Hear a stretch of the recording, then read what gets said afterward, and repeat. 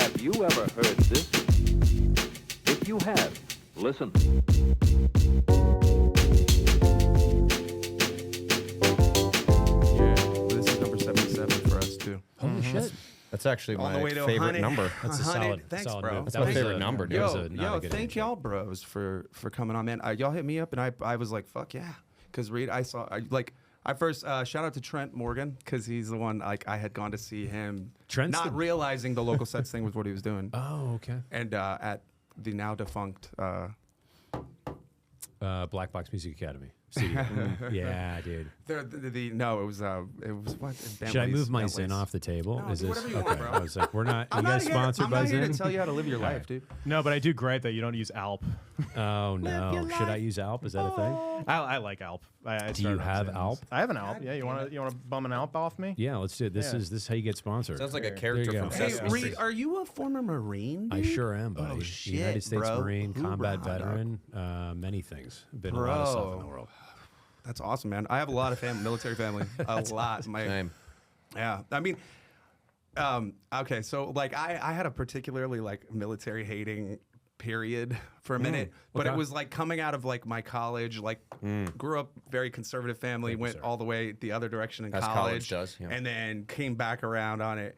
But it was like the troops are, I mean, it's ultimately it's like they're doing the bidding of the people. Can I in ask power. what we see? You hated the military? As It's like- it's not that I hated the military. It's that my dad was a cop, and I feel like there's a double standard in terms of how societal treatment and view of police officers versus military. It's a completely different. Am I wrong? I mean, I feel like it's very much a military are always regarded, and it's good. It's a good thing. I'm not saying it's bad. I just think it's like, I guess there was probably the counter for me of like seeing how and I also don't like police especially all that much, but I mean, they're doing a job that is Extremely and it's core difficult. noble, Yeah. in a sense, but it's like exactly extremely difficult. Yeah, and there- decisions have to get made very quick sometimes, and it's like you don't understand. This is super slippery slope, yeah. But anyway, we didn't have to get all that crazy on that so quickly. But go Yeah. ahead. Are we hot? We're going? Are we, We're hot. We're hot. Are we hot right You now? hear the music, we're singing. Okay. We're going. Okay. So was there?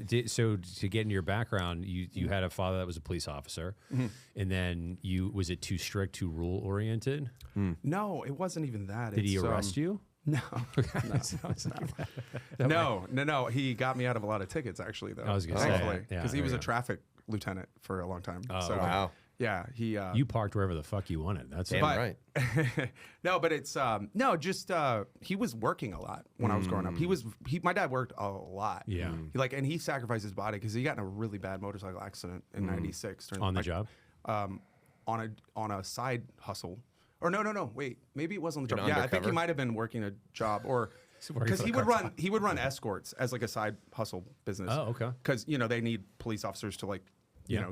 to let the procession go or whatever. Yeah. So he'd do all that stuff, and I can't remember if that was what it was, but it was like right on the 4th of July '96, and he was like, there was a line of cars backed up, and there was a parade going, and he was trying to get to the parade, and so he's coming.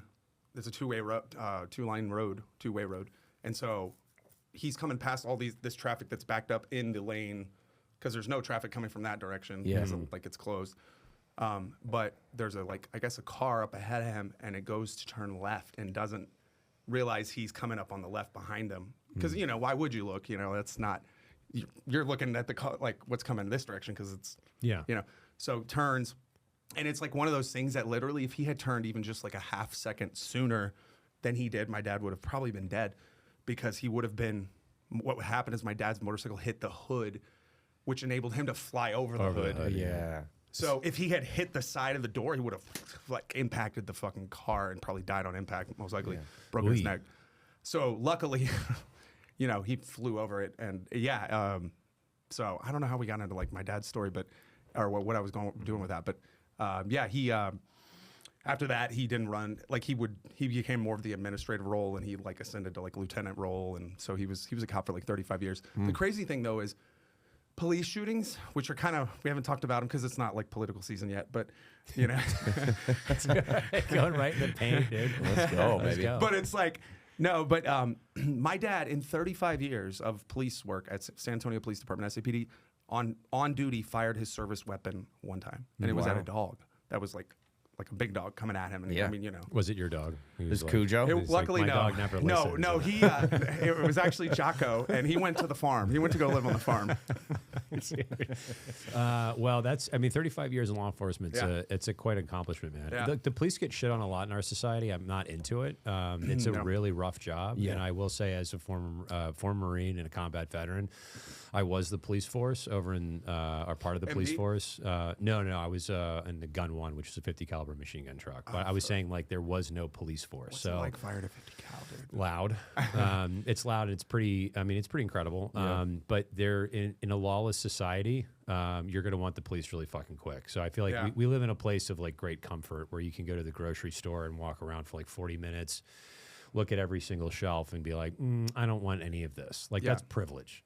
Like Yep. we and I know like it's a thing that kind of framed properly. Like there's a lot of problems. I'm not saying that like everything's perfect, but I think the police get unduly shit on, and I'm really not into it. Yeah. I Yeah. really love the police, the military, especially like. Absolutely. We had to do stuff overseas that just sucked, and it was Absolutely. like that old expression: "Wars are not lost by military; they're lost by politicians." Yeah. 100% true. You look at like what happened in Fallujah and a lot of the other shit Look overseas. at what's happening right now. Yeah, it's Yeah. like Iran. yeah, My friend's over there Bro, right now. Yeah, like it's fucked.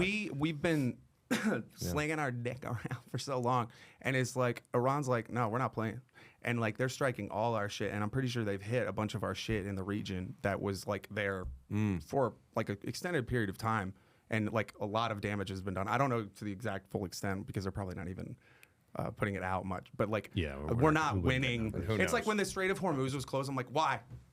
Why can't we open it? Why aren't we the ones who says what's open and closed? Why are we not? Why is it not?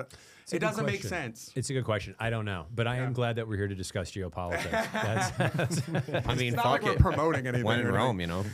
no, absolutely, man. No, yeah. All right, so you hate the military and the police, and equally. No, Equally. no, it's one of those things, dude. The older you get, the more appreciation you have for maybe like in my earlier, yeah, dude. When I was young, I fucking hated authority because how do you not? Absolutely. The authority tells you what you can and can't I was do. arrested so many times. Yeah, dude. Yeah, Tell those that's why, stories. dude. One of my favorite quotes, Rumi. Yesterday I was clever, so I wanted to change the world. Today I'm wise, so I'm changing myself. Like that's my you go. mentality. Like at a Absolutely. certain point, but you still want to. Interestingly, I feel like I don't know about y'all, but you still want to change the world too. Like it's a naivety of like Yeah. But I think you become more realistic and But doesn't the world change because you've changed yourself? I mean, Facts. isn't that just like the vibration of that, right? Yeah. If you're vibrating Yep. negatively, Environmental. you're going to attract it. Concentric ring. Yeah, yes. It's like I think Tesla. Yeah, you have to do that work yourself, man. That's like that old expression: "Wisdom's wasted on the young." Yeah. It's true. I mean, I was a fucking idiot when I was a kid. I'm like embarrassed of half the shit that I did. Yep. So at some point, you just have to kind of make a change and be the world you want to live in. I mean, yeah. I ultimately it's like the reality you create is the world that exists. So Yeah. it's like, I was like, some people are in like these really bad places, and I get it, but I'm like also like, for me, I feel like a lot of it, like with people out here that are like feeling like in that place and that funk and the whatever. I think motion does a lot to help. Like just moving. Oh, straight embodiment. You know what I mean? Facts. Yeah, Yeah, like man. I feel like if you're feeling that way, like as someone like out there, it's like you should move a little bit. It's like it'll get Absolutely. you in that place where Embodiment literally believe saved my life. Yeah, The act of embodying yeah, and singing really is a form of embodiment for me. Mm-hmm. And I get to do it, 3, 5, 6 days a week. That is fucking- my mental health yeah. support is I get to move around, sing for 3.5 hours on stage, and create vibration with my voice, move my body, strum a guitar. Mm-hmm. Yeah, it's Yeah. full straight therapy. It is, man. It's like, and I had an interesting discussion with my dad about art in like the terms of, and he's cop brain. Yeah. And so, but like in evolutionary terms, let's say, like things evolve for a reason, right? But like art, what's the reason? Like that it's not necessary for survival. Like was his argument is like, why is it? And it's like, my argument is like, actually for those that it is necessary for survival, right? Absolutely. Yeah. It's like, I mean, it's connection. It's the oldest form of technology for human connection is Yeah. art and music. Yeah. I think it's like I put a tag on all of our all the show posts that go out for Local Sets. It always says the very bottom: Austin music, laughter, love. It's very intentional. Austin's the city that we're in. Music is something that can bring everybody together. Laughter is the thing that lowers our defenses, and love is ultimately remains when a community is no longer strangers. And so, like, I think music and art is unbelievably important. Like, I think it has evolved. Connective tissue for society. Well, it's also a reflection of ourselves. Yeah. So if you see like as time's gone on, sometimes it's like, oh, this art is really shitty. It's like, well, what is that saying about us culturally? Like, how many people complain about the music industry right now? And like what gets played versus like guys like Adam, who's absolutely incredible, and his voice is bananas, his music's incredible. Yeah. But it's like, you know, somebody that's independent might not get to the charts versus like somebody that is a solo artist that has a great backing of producers around that gets thrust into the spotlight. Nobody really likes their music. It's like, you know, all studio generated stuff. Yeah. So what does that say about us that we're tuning in to listen to it? Because if people weren't listening to the music and we rejected it, that wouldn't be what's hoisted up into like the zeitgeist culturally. My question for you is it harder now for the cream to rise to the top in any given thing than it was before? That's such a good question. Is it harder? I think it's more obfuscated. I think the cream is like, it's not that manipulated too. Yeah, it's not that it doesn't rise. I think there's just, you know, the Matrix is legit. It's real. Maybe not in the case that we're in, you know, sleeping in goo tubes or whatever. Well, the energy and vibration bit, that's real. I mean, that's not, you know, that's not just woo woo. That's legit. Like where you're operating, where you're vibrating at. Oh, 100%. It wasn't a throwaway. I truly do believe that. If you operate in like a negative frequency, you attract that shit to you. That's just why I keep goblins away from me. Yeah. Just like surround yourself with positive people. That's like the first step in like recovering from whatever the disaster you're experiencing. Another thing that saved my life. Gratitude. Yeah. Absolutely. Like I say that I've been in, I mean, as we're all men at this point, except Kai. Kai, you're almost there. You're a man.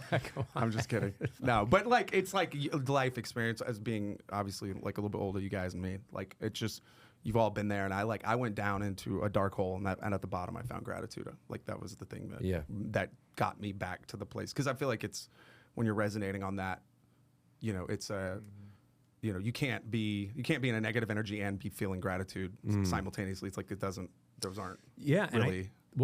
I think your perspective will pull you out of like really bad times in your life. Yeah. You know, it's like taking into consideration the things that you do have and being grateful for them. And that's sometimes easier for some folks. And it's like, it sounds like a soundbite and it's like, oh, it's easy to be grateful, whatever, you've got everything. But you look behind closed doors, a lot of people don't have it great. I mean, I know venue owners here in town that are like close to buttoning up shop and everybody thinks that they're doing well. Like things are a struggle everywhere. And I feel like everyone's like kind of got imposter syndrome and nobody wants to just admit it or just say like, are you dying? Are you okay? No, yeah. It's just emphysema? Yeah, emphysema. You're getting fucking popcorn lung from that thing. Man. Knock that shit off. But I think like there's you know, like I think no one's doing as well as everybody. It's easy to like look at someone and be like, oh, they have it, but you're not in their shoes and you don't know like 100%. What's going on in their life. And I think I think Adam embodies this really well from like some of the stuff that you've dealt with in your life and like the rabbit holes you've gone down.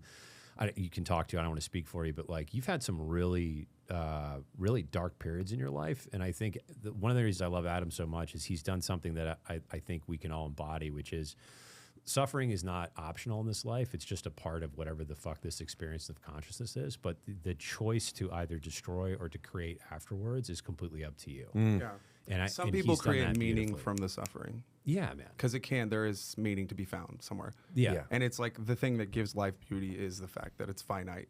You know, the fact that it's, you know, brief and you like only get that little speck of time where, you know, wherever your consciousness goes after, it's like it's never going to be this place and time, you know. And, yeah, I had an old mentor of mine. Her name is Sabamfu Somé, and I was in this program called Weaving Earth.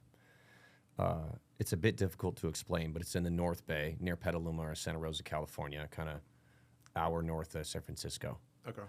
And it's a 3-day-a-week nature-based relational education program. And at first glance, it's like hippie. We're doing permaculture, which is amazing work if you really study it and do it well, horticulture work. And then you get into it and you realize it's just a life cultural program on how our ancestors lived. And so a Lakota teacher would come one week and teach us about an e-piece and going into a teepee and taking peyote and what their style of grieving ceremony was. And then the next week it would be, you know, a San Bushman out of the Kalahari and so forth. And I did 3 years of that. So it was kind of random. And at the same time, this one, Sabam Fusome, she came, she was Zulu African. She came and she said, we all have forgotten how to grieve. And we're all afraid of what grieving really is. It's just leaving the faucet on. It's just leaving it dripping. What did somebody say? Like, grief is love with nowhere to go. Yeah. Like, yeah. No. Yeah.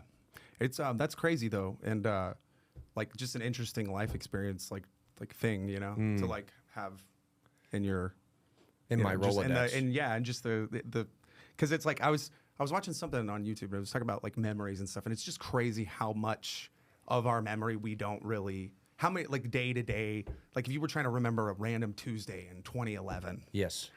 you would never be able to recall any of it. Like, but in the moment you were there, it felt vivid and real, and just the way that our brains like store, you know, the information, because we are almost like computers in a sense. Which Yes. that's why I think like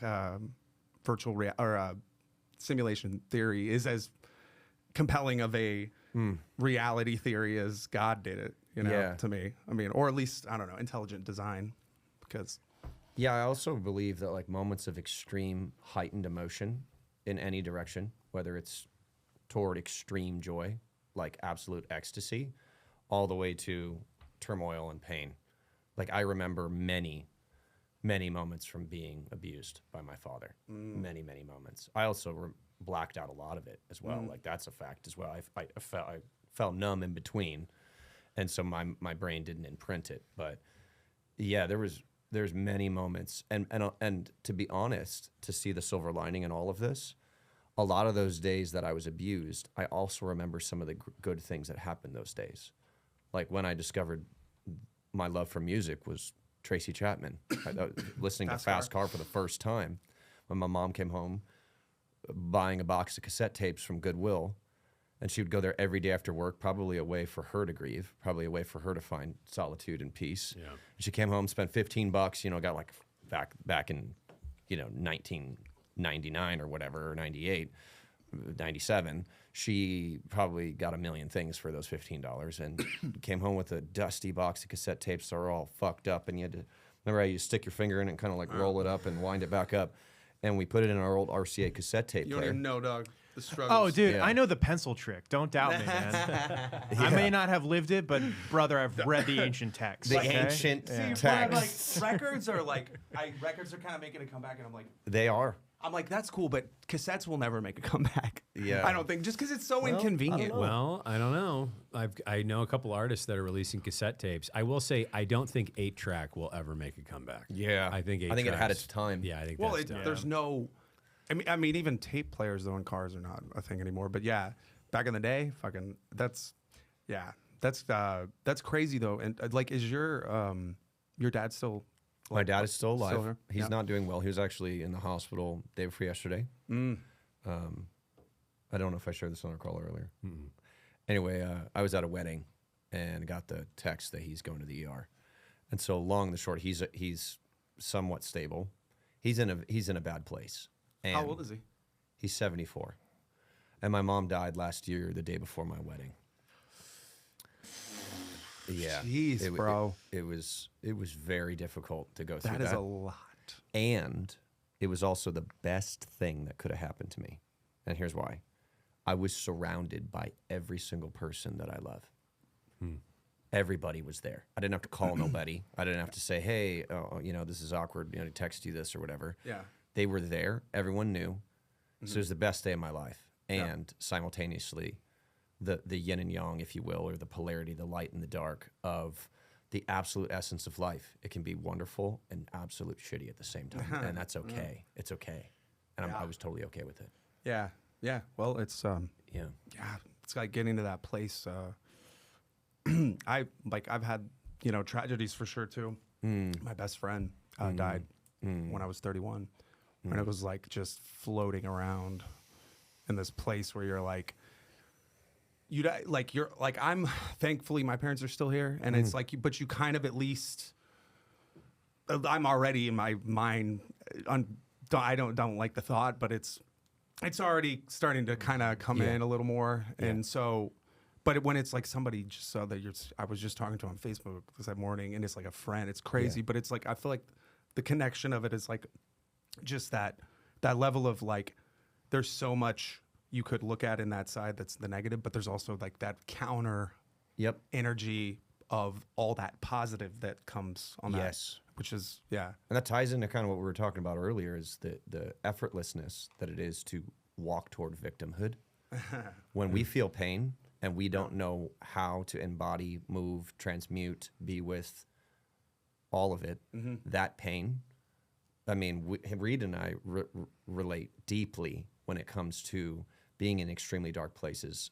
You know, the fact I abused alcohol significantly, blacked out drunk, drove drunk. You're many sober times. now? Yes. I'm sober in a way that I can be with alcohol very, very, very strategically. Especially as a full-time musician, I get offered alcohol every single day of the week. Yeah. And so I very rarely drink. But my point of bringing that up earlier was, the act of how victimhood really is, we can walk toward pain so effortlessly. The part that I think messes a lot of people up is the unknown. And so here's what I mean by that. The unknown part of why my mom died is what hurts me. It's not the fact that she's dead. Death comes for all of us, but it's the fact she didn't have to die. Mm-hmm. There was an option.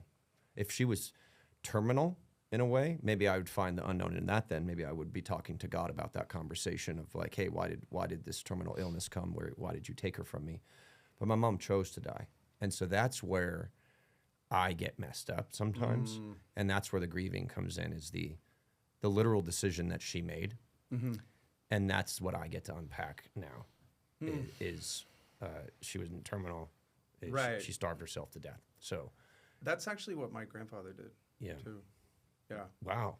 Yeah. I call that like it's like killing yourself. Sorry, I'm gonna make a joke, but it's okay. Go, yeah. But it's like move into the lights here too. Like if killing yourself is like quitting on life, it's like putting a gun in your mouth is like going to life's office and like slamming your keys on the desk. Like I'm done. Like, it's an expedited version. Like starving yourself is just like putting your 2 weeks and you're like, all right, I'm done. Yeah. And it's like he just checked out, and it was like, but it would have been a whole different kind of thing if it was like my father or my mom, you know, because it's like, pain is a motherfucker.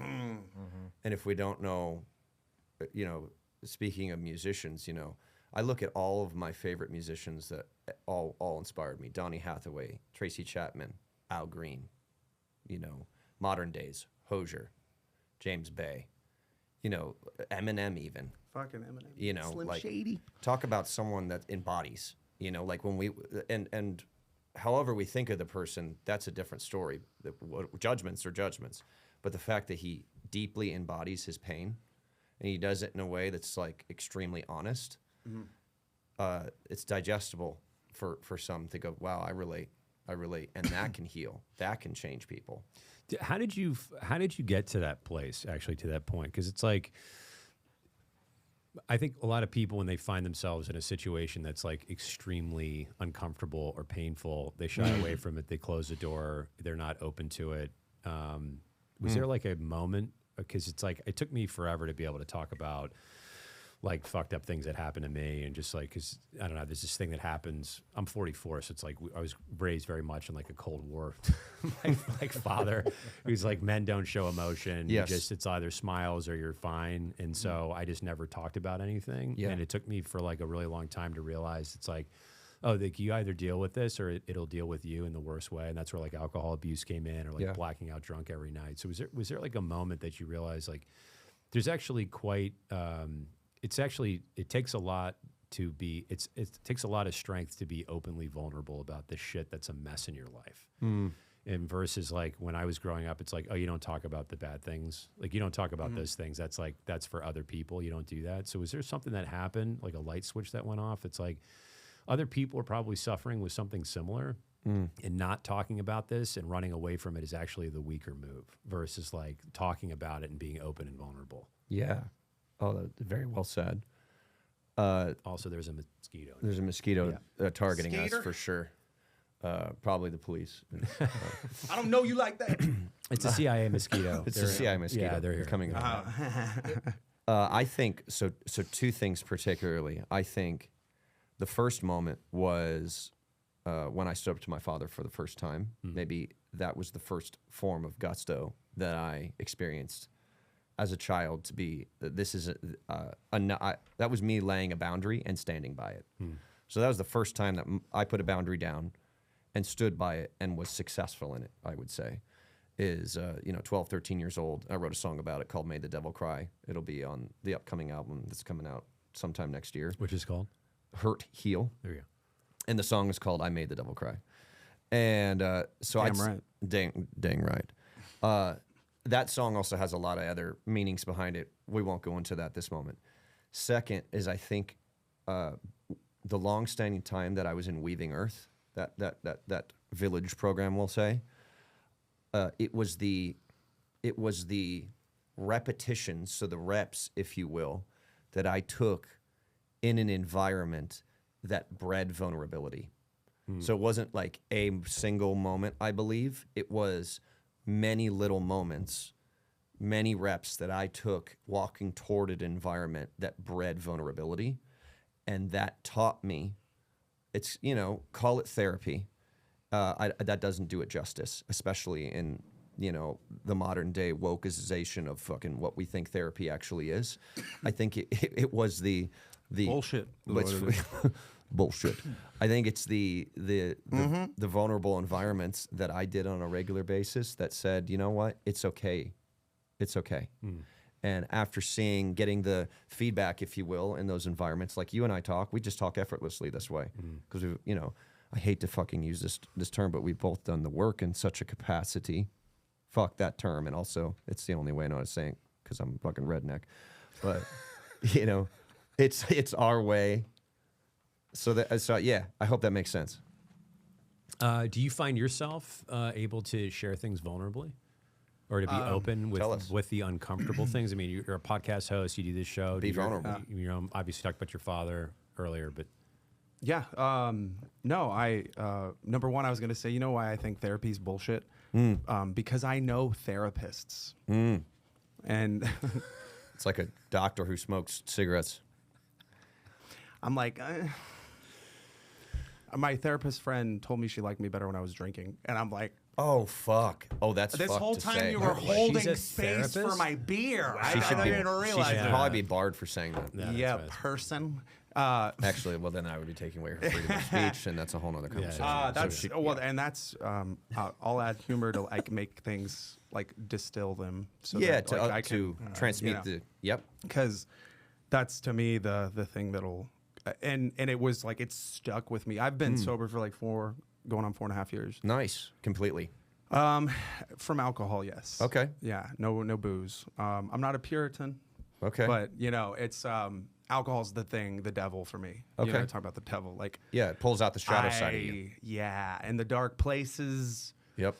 And it was like there was an accumulation over time of darkness that kept getting, and it's like I don't own any guns, and the main reason was like I was afraid of who I would use it on. You know what I mean? Oh, okay. Like so. Yeah.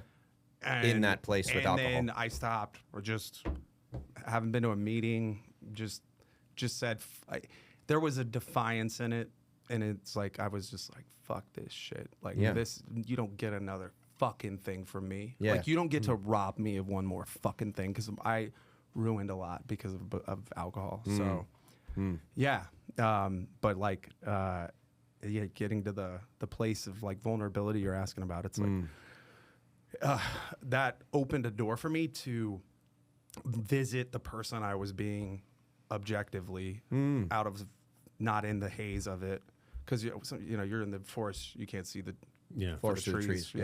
Yeah, so it's only when I got that distance that it was like, oh man, this thing made it so much easier for me to hurt people, like be destructive, toxic, and so nothing good that I could surmise, and so yeah, and it's like the vulnerability though was in like myself to say, oh, you were being a shitbag. Like, you need to like own that, and also recognize that some of those bridges you burned will never be able to be rebuilt, and and you just have to live with that. And it sucks, but it's like, because I mean, I'll be 41 tomorrow, and it's like I'm at a point now where, like you said, energy and vibe, and that's why I resonate with you, man, Reid, because like, not to get it off of me, but like local sets too. It's like what I was curious for you on that. Like, what was the impetus for you to do that, and like how long have you had it like as a operation that you've been doing?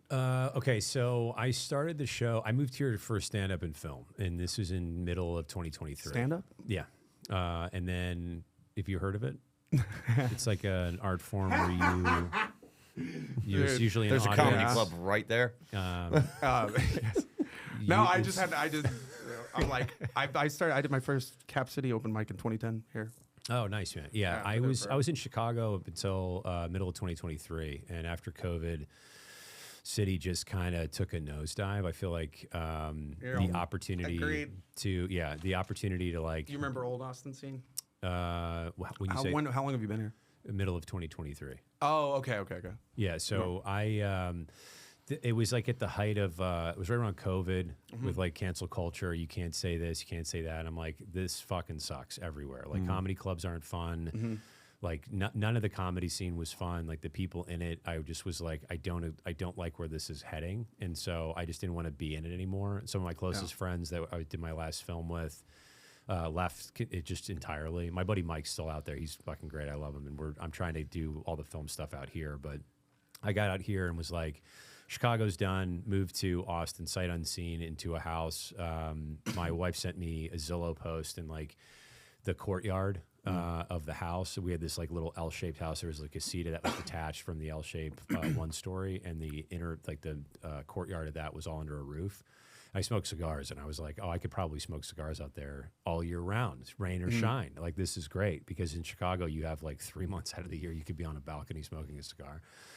Really dumb reason to want that place of all places. But so we rented that place, and then a buddy of mine needed help with recording some stuff, and I scored my last film, so I had a little mini studio set up in the casita, and he came over and we started chatting about wanting to add cello to a guitar song that he wrote.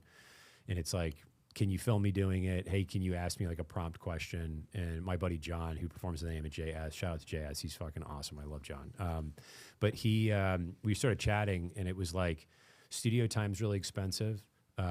Getting really great audio video is really difficult to do if you're not a filmmaker and you've never done it before. And you just don't, it's not complicated, it's just convoluted. And if you've never done it, you just don't know how to do it. Facts. And so I had all this film gear, had the audio gear. It's like, I can ask you questions. I've hosted a ton of shit and emceed a bazillion shows. So it's like, I can do that. And then why don't we do it in front of a live audience? So there's like, live feedback in the room. People can applaud. I'll ask you questions. We'll film it. I'll track it. And then I'll give you everything in a Google Drive folder. And that was the impetus for the show. And that was happening at the same time as I was doing everything else. I moved out here for something that I'm not doing anymore. And I'm okay with that, because stand up. And also, I mean, outside of just doing the show, I'm not doing any like actual narrative feature filmmaking either. But the, there's something really weird happened when I was talking about this with you earlier. Like, I did the film, and we spent, I don't know, we had a pretty crazy shooting schedule, and we were in post-production for a minute. A lot of it was run and gun. And we just like, we had to quote unquote fix it in post, which are like words, like my words that fucking haunted me for years, because we had a lot to fix in post-production. Yeah. But we got finished with the project in 2019. To submit for the indie film circuit for 2020. COVID happened, and like the whole fucking world shut down. We went to one film fest, one best picture, everything else was virtual. And there's that old expression, if a tree falls in the woods and no one's around to hear it, does it make a sound? And it turns out the answer is no, unequivocally. So that happened. The film got picked up on Amazon at the end of 2023. And I just was like, I need to do something else. I'm feeling stagnant in Chicago. I don't want to do the comedy scene anymore there. It was just weird, just because of the cancel culture movement. And then wanted to come out here. Everyone was moving out. And actually, weirdly, I've never met the guy, but I love him. One person that was like, I'll never move to Austin, Texas, who did, that I was like, dude, if he moves, then that's like a signal that like everyone's fucking coming out here. And it was Duncan Trussell. He records his podcast in the studio. Oh, no shit. I did not know that. Yeah, he's amazing. And like that guy was like, I'm never moving to Austin. That was the worst Duncan Trussell impression. Don't Duncan even try. Trussell's like a genuinely good human being. Yeah, and he's like a genius. And so I've like followed the podcast circuit for a minute. Like Michael Malice moved out here. Adam Curry's been out here for fucking years. And it's like something very special is happening in Austin. I just need to go there and figure it out from there. So we shot the show in that little courtyard in my house, and we did 42 episodes there. And I just like every Friday, we did one show at the very end of January was the last Saturday. 3 weeks later, we did another show. 3 weeks later, another show. And it was every other week. In about June, we had shows every Saturday night booked into the following year. And then I started doing Friday shows. And then the Friday-Saturday shows started happening. On like every single Friday, Saturday, we were doing shows at the house, and then we just moved it out because we were having a kid, and I promised my wife I would not have like a private music party at my house every weekend back to back. Yeah. And then so we moved the show out, but really fucking long story long, sorry. The reason I ended up doing the show, it's my favorite work I've ever done, and I really do believe the most important work you'll ever do in this life is in service to other people. Yes. And I have a version of it that I do want to do for stand-up, and I've talked to a couple people about doing it that I think would be I'm fucking down to dope. get involved with that. It's great. You know Jake from... I have Beats and Bits. It's a show I was doing for a little while at the Okay. Jade Room. With the Jade Room. Do you know Jake over at Maggie Mays? He works State there. Farm? Yep, State Farm. Yeah. He's got long hair, kind of looks like Yonder. I'm not super great familiar hair. with the Maggie Mays peeps. What about Esteban? I'm blanking on his last name. He's former Air Force guy, also stand-up dude. I've talked to him Maybe. about it. I've talked to Brian Says about it. I have the format. I'm fucking going to do this in 2027. You need low ceilings. You need Yeah. like the environment matters a lot for Yeah. stand-up. Like Yeah. you saw here. This is a great Have room. you been here before? No, I've never been here. Yeah, Brian this invited me is to a show here. and I Black just wasn't Rabbit. able to. Shout out. Yeah. Shout out to Black Rabbit. This would be great to do it here, but it would be. I won't tell you about it. I'll tell you about it later. But anyway, so the I got out here. I was doing the show. It just kind of snowballed into something because so many people needed help. And again, long story too long. The whole purpose of the show was like people need help. Why can't you just fucking help them and just build something and just build it for the sake of building it? And a lot of times, and it's a huge frustration that I have with just this world in general, is like, well, what am I gonna get? What am I gonna make? And it's like how much incredible stuff has not been built because everyone's worried at the front end of what they're gonna get out of it.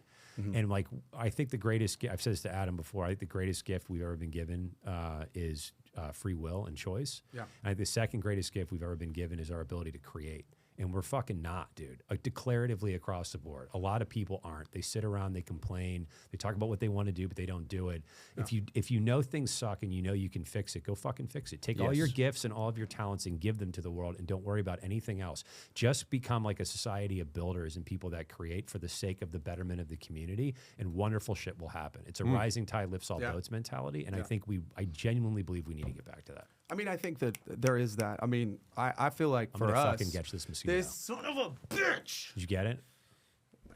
All right, I'll get Fuck. it. I need chopsticks. That's like for us here, and I don't know, like, what was it about like our podcast and what we do that made you like want to come through? Because like my idea's been just I want to create the space for like cool people doing dope stuff, and I feel like that's what you're on that same wavelength, you know? Because I'm like it is exactly that. It's like the real like treasure of it is getting to know you guys through the course of a conversation like that we'll have that ends up being it's performative, but you know what I mean? But it's like that's the real payoff of it all. But it's also just that vibe of you know, I believe in these people and I want to like give them, you know, a cool place to like come through and like talk about stuff and what they're doing, but also just life shit, you know, because it's like, that's the thing too, like the level of where you're putting out stuff, because it's like, for me, it's like the balance, trying to find that balance of like, I need to be putting crap out, but also I need to keep my own separate stuff that I don't, because for some people, like the virtual world becomes more like the real world to them than the actual real world they're living in. So I don't know, man. It's like, what do you want your life to be? I mean, I think if you just take a step back, you know, you talk about movement, and we're doing a project next year very large project, but there's like 5 key practices to that, one of them being restore. And I think part of something that we don't offer ourselves a lot of time, because these fucking cell phones that are on us all the time and social media and this constant like need to feed this weird machine, we don't give ourselves the ability to take a step back and figure out what's important to us. Yes. So like, what is important to you as a person? And for me, I think it's creating a way better culture than and much better, more connected and much more sustained community than we were given. Yeah. The fucking generation before, not to make this like generational or whatever, but dude, like, it's such a miss. Everywhere you look, people are struggling and they need help. So it's like, can you help? Okay, well then go help. What is that? What does help mean to you?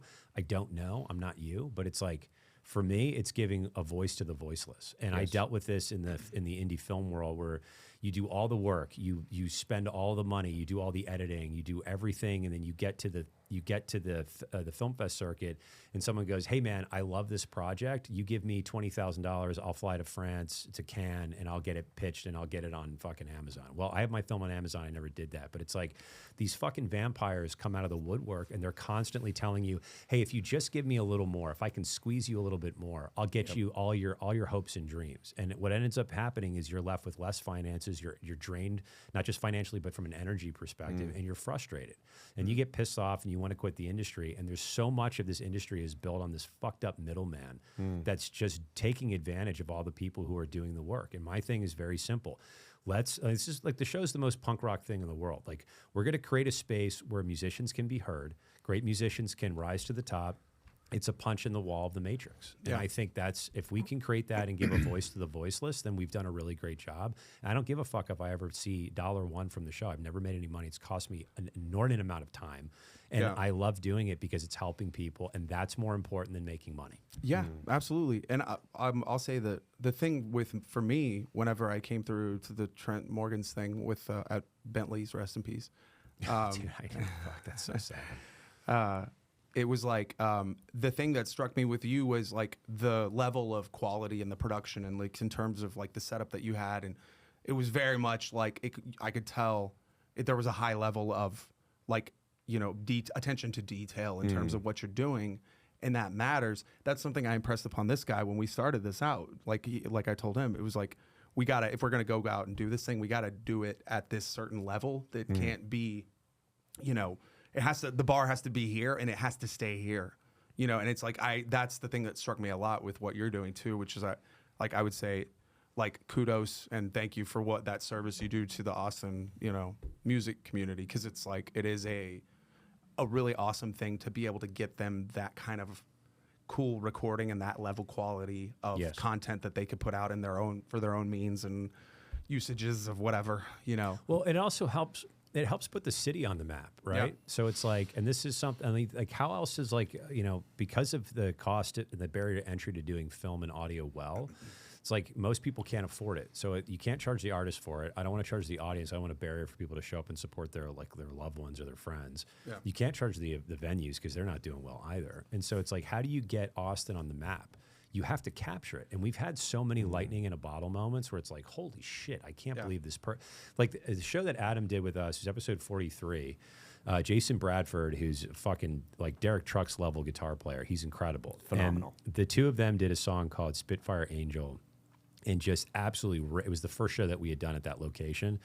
But they had absolutely torn, what's that?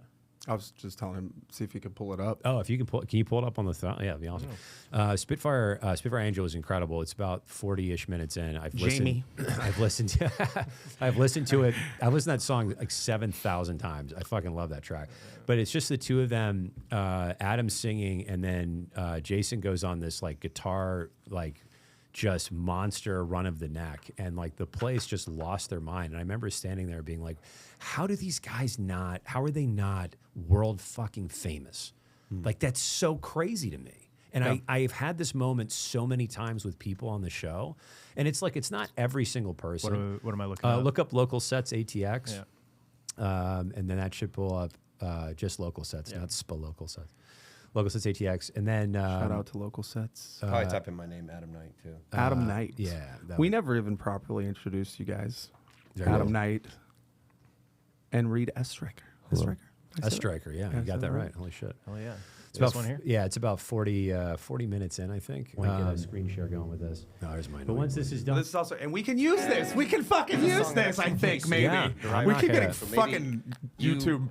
Note you to tell self, them a little bit about we how didn't even finish writing the song, so I was RSO making the oil, lyrics up on the oil. spot. It's basically a highly concentrated I should form probably of THC, tag, like boiled down to this sticky, very Yeah. smelly matter that's extremely potent. scoot a little And bit taking further in the timeline. 1,000 milligrams of keep that going. a night, like you have a Keep joint going. that's 10 milligrams that'll get you high. I had to take 1,000 of He those was playing electric a at this night point. in a pill. Maybe this is it. And Acoustic electric? Or? Yeah. in New York that we work with and record with, and so this is a strong foundation There it that is. doesn't get acknowledged enough. Yeah. And so this song, I was like, dude, I want you to solo like I want you to just give it to him. Let you it know what I go. mean? So like, So I'm building him up before he Let even him does it. have it. Dude, I love it. Jason's I love it. so So fucking is this talented. Is He's so Jason humble. then your Oh, that's Spitfire John. That's Angel? JS. Who's that dude Right with now the he long is, yeah. hair? Sorry, man. That All guy. right, over to you guys for Spitfire Angel whenever you're ready.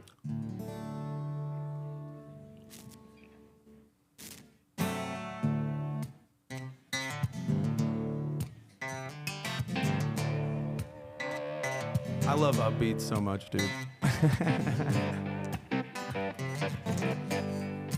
Haven't seen this in a while. This is good. Dude, this is one of my favorite moments in the show. Later down in Memphis, at a smoky little bar. Yeah, oh, she had fire in her eyes like a shooting star. Yeah, some kind of woman. Oh, she got a soft inside. She the kind of woman, yeah, that'll never let you die. Yeah, she's a Spitfire angel with a heart of gold. Yeah, yeah, she's a Spitfire angel, and she'll never let me go. Some kind of badass, oh, but she's pretty wild.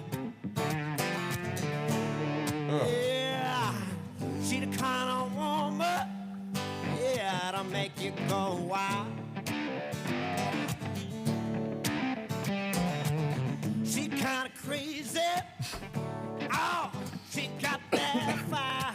Your voice is so bananas. Woo! She the kind of woman, yeah, make you wanna fly.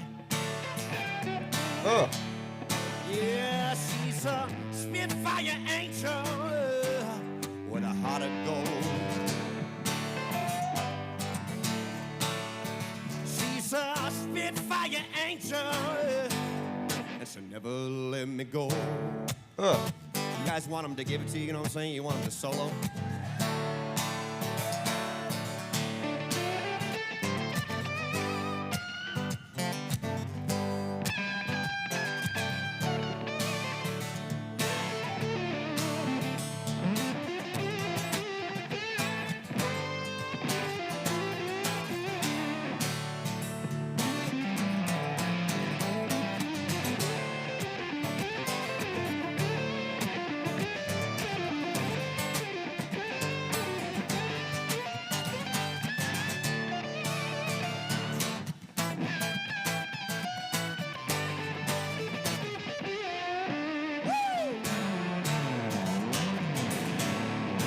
Yeah, she's a Spitfire angel, yeah, with a heart of gold, yeah.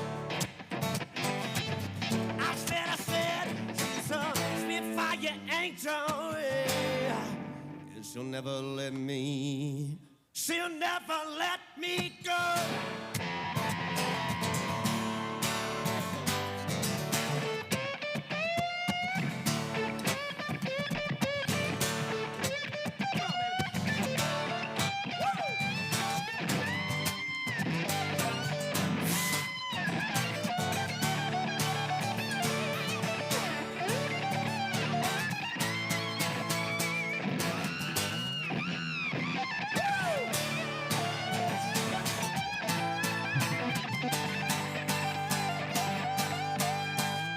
Retardando. That's offensive.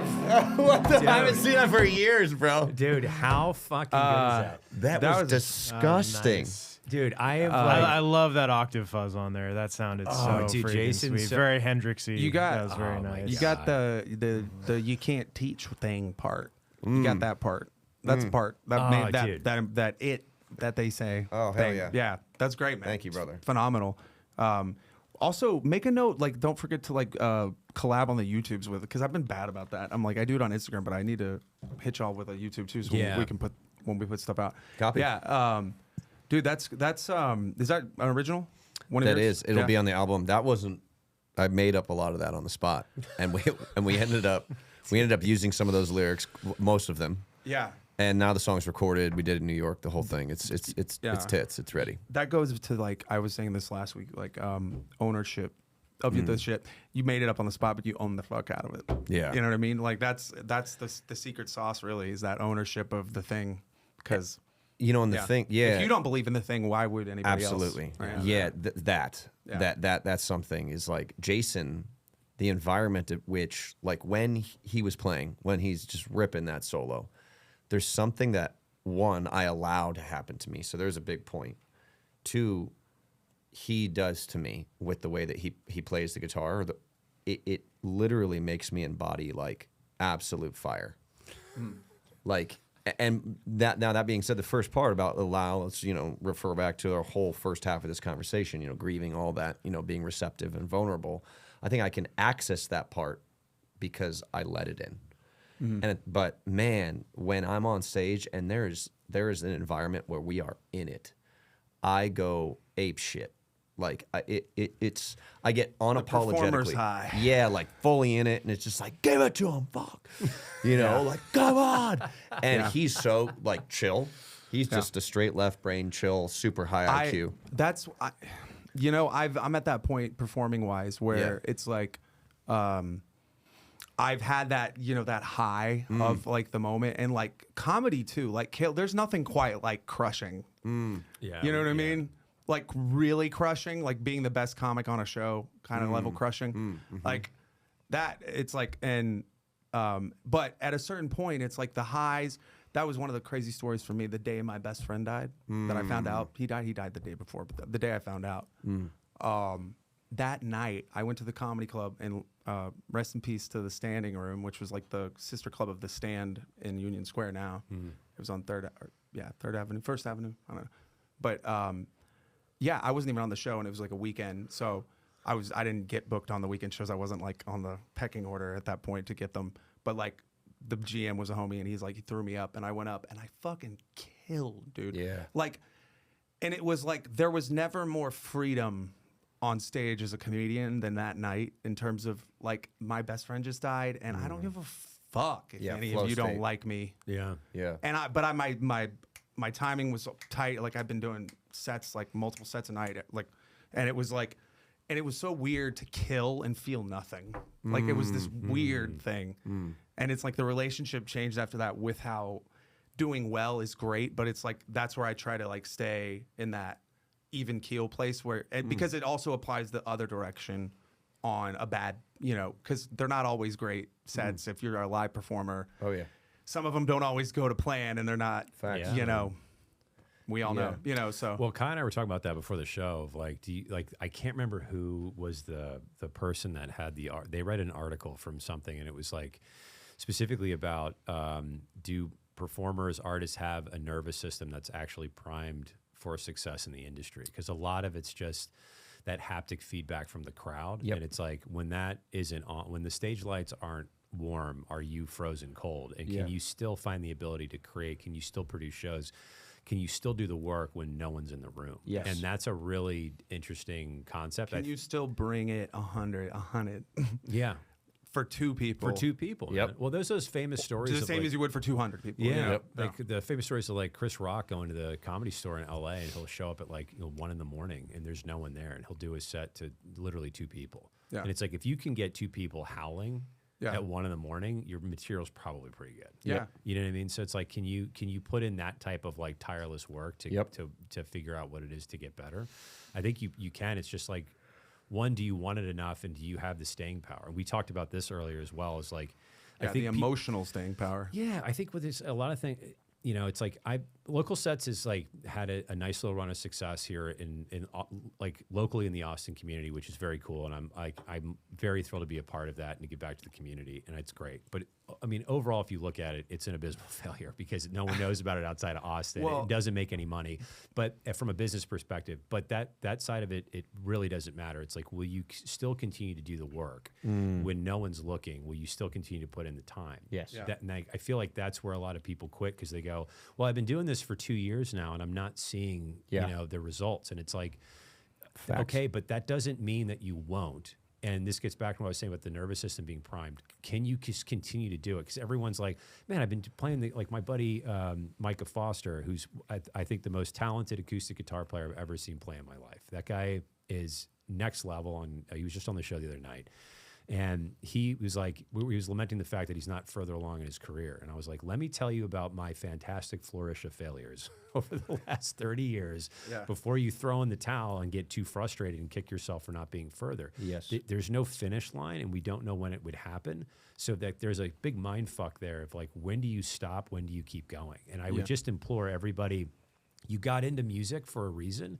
There's a passion. There's something so strong in you that it can only come out in musical verse. That's how fucking strong that emotion is. So you wrote it for no other reason besides the fact to write it. So get back to that place where you are, where you're creating, where it's like, it doesn't matter if there's one person in the comedy club. You have a fucking spot that night, man. Yeah. Like, I don't even have spots anymore because I'm not doing I was stand-up. I would love to do just a show for to one somebody fucking person. Yeah. that like he's the Hasslocker family, which is the people that own Jim's restaurants in San Antonio. There's a couple here, but and they have the Mine Shaft, which is in San Antonio, and it's like I got a band from there. But I was talking to the You were guy. banned? From the comedy club there. Have you been to the Blind Tiger before?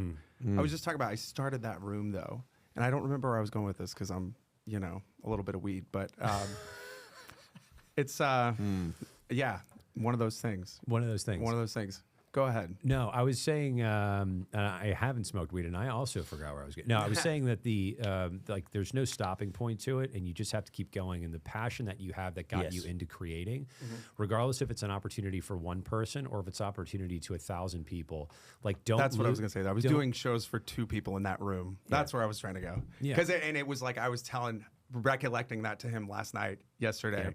About I was there when it was 2 people. And I was like, I learned how to do comedy in this room, and we started it because it was like there was nobody here, and now it's like a happening room every week is crowded. But I'm like, I was there at the beginning when it was tough going for a little while. But they kept at it, and you build something. And I was also gonna say, like, you have to be obsessed with a thing. You have to be you have to love it. Yes. You have to fall in love not with outcomes but with process. Yes. And process is where you build and where you live. Yep. And success or outcomes are just a byproduct of process. Yeah, dude. Peter Dominguez, who's the lead guitar player for Dusty Mill and the Spurflowers, who's another vocalist that's like next level talented. We were talking about this on the show of like, what do you hope to get out of this? Is it like selling out Madison Square Garden, whatever? Like, what are you hoping to get out of this? He said something rather prophetic. He's like, selling out Madison Square Garden, like you do that because of the output. Like the thing you've done is so great that you get to Carnegie, that they call you practice. Yeah. It's like that's the move. So it's like, I feel like people forget that. It's like if you you'll get to that point because you've lost yourself in the work, and you've gotten so good that you become undeniable in that. And the output of like something like selling out Madison Square Garden is the output of you fucking killing and crushing your craft. Yes. And if you do get good enough and you do get to that next level, it will come. It just probably won't come in a timeline that you're YouTube, Michael Jordan, maybe it's my fault. Michael Jordan, maybe it's my fault. Maybe it's my fault. Michael Jordan. I love it. This is exactly what process is defined. Maybe it's my fault. While we watch this, am I able to literally run to the bathroom? I'm gonna die. Yeah. Go for it, man. That's fucking dying. Bro, go. This is the perfect time. Go. But play the top one there. We'll mark this, please. Maybe it's my fault. Maybe I led you to believe it was easy when it wasn't. Maybe I made you think my highlights started at the free throw line and not in the gym. Maybe I made you think that every shot I took was a game winner. That my game was built on flash and not fire. Maybe it's my fault that you didn't see that failure gave me strength, that my pain was my motivation. Maybe I led you to believe that basketball was a God-given gift and not something I worked for every single day of my life. Maybe I destroyed the game. Or maybe you're just making excuses. Bitch! Dude, I love it. It's fucking great. Dude, Awesome. Yeah. that's like, it is. It's very much, no matter what level it is. And that's the GOAT. You know, I mean, Yeah. like, people say the MJ of it, like, he's the GOAT of GOATs, like, in a sense. Real quick. All I'm the gonna, time. I'm gonna take a leak as well. Oh, okay. This is a good time. I'm Yeah. also going to take a leak. You're by Yeah. yourself. No, I'm kidding. You just vamp for a while. No. I completely agree, man. There's something. We're just audio. We're gonna be audio now yeah. for a minute. Guys are Yeah. going. I think there's. I think there's something to be said. Like there's something people forgot about that's just hard work, and the grit of just not quitting. And I don't know why. I don't know if it's like the participation trophy shit that happened where, you know, everybody gets a pat on the back and is made to feel successful when they actually haven't achieved success. And I get the concept behind it. I don't say that like I have a grief for like, you're too soft. That's not my point. The point is like when you give somebody a trophy for doing something that they shouldn't be rewarded for, you create a false sense of a finish line that doesn't exist. So it's like, how do you get better at something? You have to have realistic goals and realistic finish lines. And like, I think for some folks, we're just doing audio right now. You're good. You can come in. He also had to use the bathroom. I was talking about Dunning-Kruger too with that. Like you have to know enough to know you don't know shit. Yeah, man. Like, know what I mean? and I think there's something to that, and also just having like an innate curiosity to like want to be better and just never want to stop. And I feel like that's something that's I think missing in us culturally. We live in a social media is all about sound bites and little clips, and we live in this microwave mentality. We want everything in 30 seconds or less, or fast food. We don't want to work for anything. We've lost the bigger plot. Like the things you have to work really fucking hard to earn. It's not a bad thing, man. Right. Because the struggle that you went through along the way becomes part of your journey. That becomes part of the trophies that you earned. Like all of the fucked up. That's like my fourth podcast. Yep. I swear to God. All of the things that like all my failures. I mean, I'm very open. Like when I was asking you, like, was there a moment for you that you realized that like you could talk openly and vulnerably and like confidently about the shit that you've been through? For me, it was all like the one-off private conversations I was having with people where they would like confide like shit wasn't going well. And I'm like, all right, here's an example of not going on. Let me tell you the run of shitty luck that I've had. And then if you want to compare notes, maybe this will make you realize that like it's not that bad. Right. That's when I started realizing like if this is helping people privately, it can probably help people publicly too. And that's when I was like, I'm just going to be open and honest. That, like, I don't have my shit together. I'm certainly a person that doesn't have all the answers. I just know that I'm annoyingly impossible to stop, and I'm not going to fucking give up. And something is broken in our culture, and I'm going to continue to work my ass off to fix it. Winston Churchill. I don't know if this is the exact quote, but something to the effect of like the definition of success is like the ability to move from one failure to the next without losing enthusiasm. Like, Yeah. Without the loss of enthusiasm. Yeah, 100%, man. Yeah, that's absolute real. I mean, and ultimately also you create, again, the ownership factor of the thing you're doing.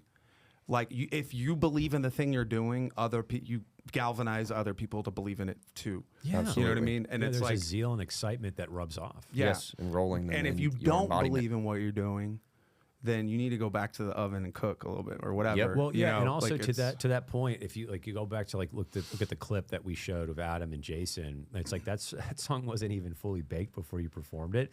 But dude, you were so in it. Like I had no idea. I didn't know that until you just said it a second ago. But also like, dude, there's a part right after that where our lighting setup was a mess for that first show. We got it fixed in a second, but like. That whole place was electric, man. Like that entire place was screaming at the top of their lungs. Yeah. And it was just a bar. Yeah. Like that's so fucking crazy. That Yeah. wouldn't have happened had if you some of hadn't that. embodied that kind of Yeah. madness. Bro, I've done shows, big shows, little shows. Yeah. Whatever. There's no like this crowd is the best kind of crowd. No. I've had some of my most fun shows ever. That's why I'm sad I'm banned from the Blind Tiger. But it's like very much like this room. It's a basement. It's like low. It's the perfect environment for comedy. And like I've had some of my most fun experiences as a stand-up, like in that room, like versus doing, you know. And I've done big shows too, and that's great too. Yeah. But it's like, yeah, the environment you're in, it's like you if you lock in, what you did shape in that moment was you didn't. It wasn't. It's not about. And that's the real performer. That's the real motherfucker. Well, you are the environment. Yeah. That's the thing. But it's like people you're are missing. bringing that. It doesn't matter where you are, how many people are there. But it's like you're gonna get everyone that is in that room rocking and vibing because it's like connection. At the end of the day, is the idea, right? And Yeah. 1,000%. Actually, I haven't really shared this in this thought process before, but okay, so come with me on this journey real quick. Weaving Earth, the nature school that I was in. I'm gonna try to make this brief. we did these primitive skills, you know, medicine walks as we would call them, and we would come to find there's 3 types of connection with nature. There's nature experience, there's nature connection, and deep nature connection. Here's an example: iPhone chick with the headphones in, running on the trail in nature. That's her experience of nature, is her running. She didn't really notice much. She was listening to the song, maybe her shoes on the ground, and breaking a sweat. That's the nature experience. Nature connection, one step in, is she stopped, took the headphone out, noticed maybe there was a hawk, put the headphone back in. Oh, there's a hawk, and then tells her friends about it. Deep nature connection. Headphones come out. She notices the hawk, touches the tree, sees the hawk fly away, and at the same moment, she notices that that hawk is affecting birds around it. They're upset because they don't want to get fucked up by that hawk. Yeah. So she's having a deep nature experience or nature connection. The reason why I brought it up, so in that club, in Oak Hill Social, wherever we were, local sets. Don't give them a shout out. They never paid any of the artists. Yeah, fuck that. I'm still fucking pissed about it. So at local sets. Yeah, the place we were shooting the show, the reason we left is they were supposed to pay everybody. Did you name names? I didn't name the person's name, but he named the bar that I will never talk about again. Yeah. You know, anybody you know. Go ahead. You know. Yeah. Okay, so we're at local sets. And that moment I could see my biggest skill set is, no matter if it's one person or however many people in the audience, is I look at the audience and I see what's needed in that moment. I'm very good at social cues, seeing energy rise and fall. And in that moment, I was reading the audience as if they were a deep nature experience. And I think that's the hard part about being a self. We are a person. We have emotions, we have a story, we have a consciousness, X, Y, and Z. And when we bring that to every moment, whether it's this conversation right now, we have to have the ability to be in rise and fall like a waltz with the people around us. And there was something that I let happen to me, 1, through Jason, but 2, I let the audience tell me what they needed. Yeah. And there's moments where you give it more and it doesn't work. And we all know that. We find the nuance and the creativity and also the feedback, if you will, in those moments of audience. I've played gigs in sushi bars in a corner. Like, why am I here, by the way? It's too small. It doesn't sound good. You asked me to bring a PA for some reason. It's like you're not telling the audience what to do. You're letting the audience tell you what to do. Yes. Yes. And so I'm sitting at this bar at a sushi place in a corner, and it smells like bleach. And there's like 2 people over there, and they probably don't speak English, but I'm doing the thing, and I'm playing, and I'm checking in with them. Okay, I see you. I'm going to get you to clap by the end of the night. And if you don't, that's fine. But my mission is to get you to clap, just once, just a little. And sometimes it's been 3 hours. Sometimes it's been weeks before it's happened. But I found a way to find the nuance. Maybe it's a type of song. Maybe I choose something. Maybe I try to read them of like what kind of song they're going to want right now. And that's a fun game to play when you're at a fucking sushi bar. Well, and it's also like the good thing about music is The good thing about music is there's ambient music. Ambient. There's no ambient comedy, but there's ambient music. Yeah, that's true. Yeah. There, you got to. Comedy is very much an active listening endeavor. Yeah. Yeah. No, I don't think anybody wants ambient comedy. No. Can I have to ask though, you mentioned it multiple times that you were banned. Yeah, from yeah, the what club. happened? What happened? Jay Whitecon. I got just some asshole because of the material I had been doing. He didn't like it because I was in a particularly misogynistic phase post 8-year relationship. This was like 2018, I think. 2018 or 2019, maybe 2019. And like I had been like a founder of the room, and the room by that point was cooking every week, and it's like the best room in basically in San Antonio. That's not at one of the comedy clubs, and it's like, I went in to do a set, and I like showed up, and the guy wouldn't put me up because he like didn't like. And this guy was like, I'd known this guy for years, and I'd fucking booked him on a show to host a show for me. I'd paid him, like not that long before that, and on like a ego or like on a bit, like this was like Me Too height shit too, right? So, and it was like I guess he felt like whatever my material was not like good, appropriate, whatever. I'm like, I'm trying to be funny, motherfucker. At the end of the day, I'm always trying to be funny, but like it doesn't always work. Yeah. You know, but yeah, and I got and fucking George Anthony, asshole. I hope he listens. You fucking dick.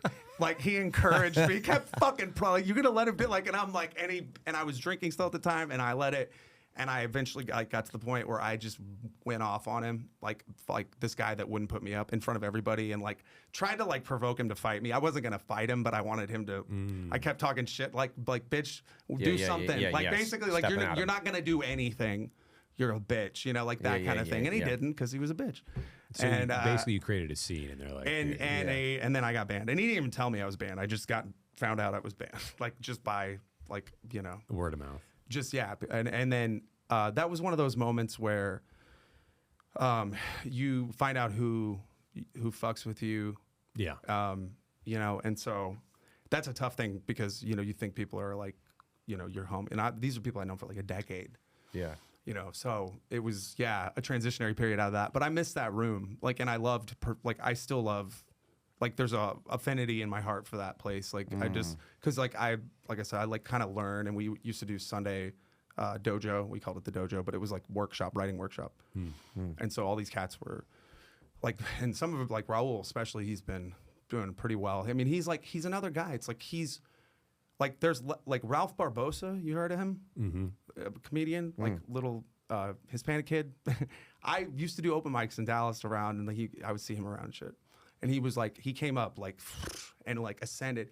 And then Raul, who's like the most brilliant writer I think I've ever been around, like in terms of like comedically. Yeah. He's ascended, and he's doing like he's like making his living from comedy, touring and headlining clubs around the country and shit. But he should be fucking famous as fuck, and he's not. And I'm like, but I'm also like, I know that what he's doing, his trajectory is exactly what it's supposed to be, And I think I trust that the universe is always unfolding like it's supposed to, Like I keep my trust in that. Where the energy I'm vibrating, those that are separating, they're not meant for me, and. Like, I think where I've changed a lot of like people exiting in my life in the past would have maybe hurt my feelings. And now I'm like, the gratitude that the trash sometimes does you the favor of taking itself out. Yeah. And like, I hate taking the trash out. So Yeah. If it does it by itself, man. Thank you. Tesla robots. Yeah, we're not going to get into the details, but like trauma-wise, like I have an ex that's currently engaged to my former best friend, as far as I'm aware. And that was in the like last couple of years.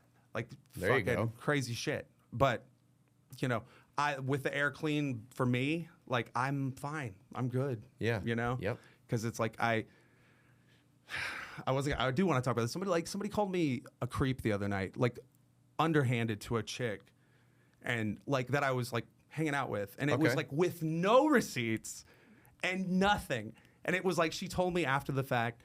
And I was like, I felt it because her energy changed after this chick. And I'm not going to say this bitch's name, but she's a bitch and she knows who she is. Like that never, like is always, every time I see her out and about in like the music scene, never good vibe, never good energy. And I'm never anything but like, if anything, indifferent with her. But it's like, And it's just like it's one thing for a person to have an opinion about me that they feel whatever internally, but you're gonna go spew some bullshit outward to other people that's where I'm gonna like have a problem with it. And I'm like, that's the one thing too in this thing is that like you have to recognize too that like not everybody wants your best. Yeah.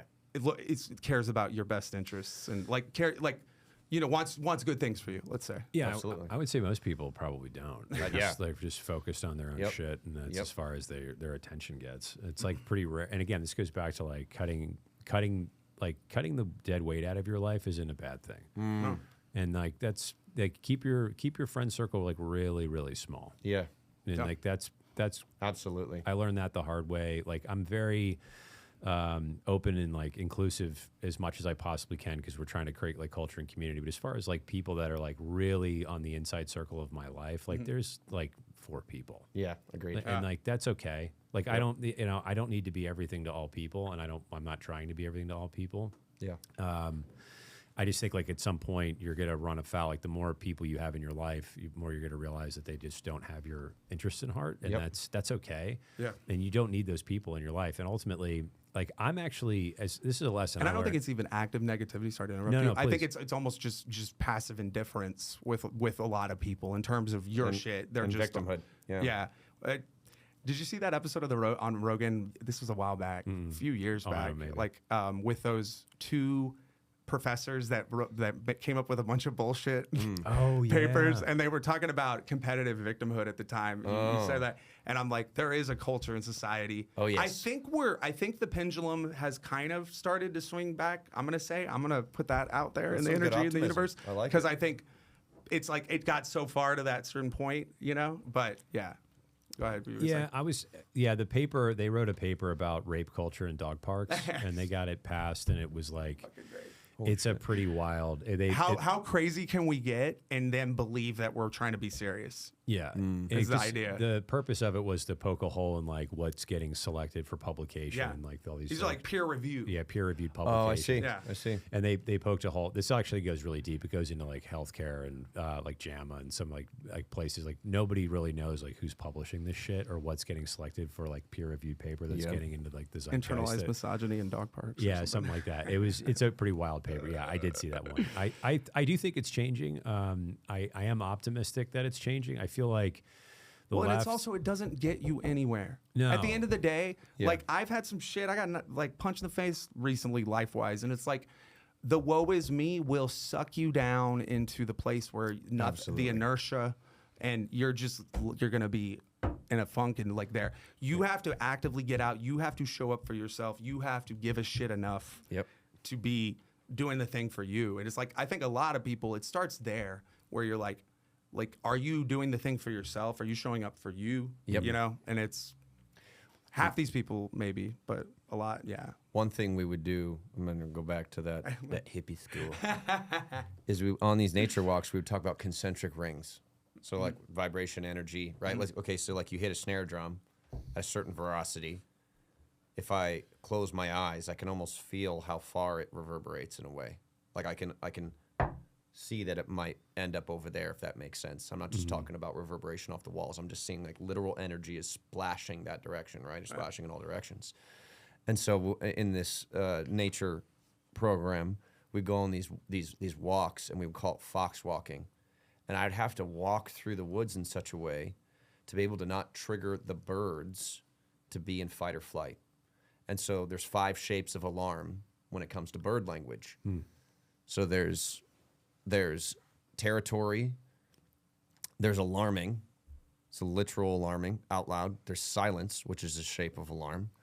There's contact calls between them, and then there's sentineling. And so all these calls, all these ways that the birds talk, influence, they're talking about what's going on in the forest. So if I'm walking through the forest and I'm on my iPhone, I don't know, I'm using an iPhone example. You got an Android over here.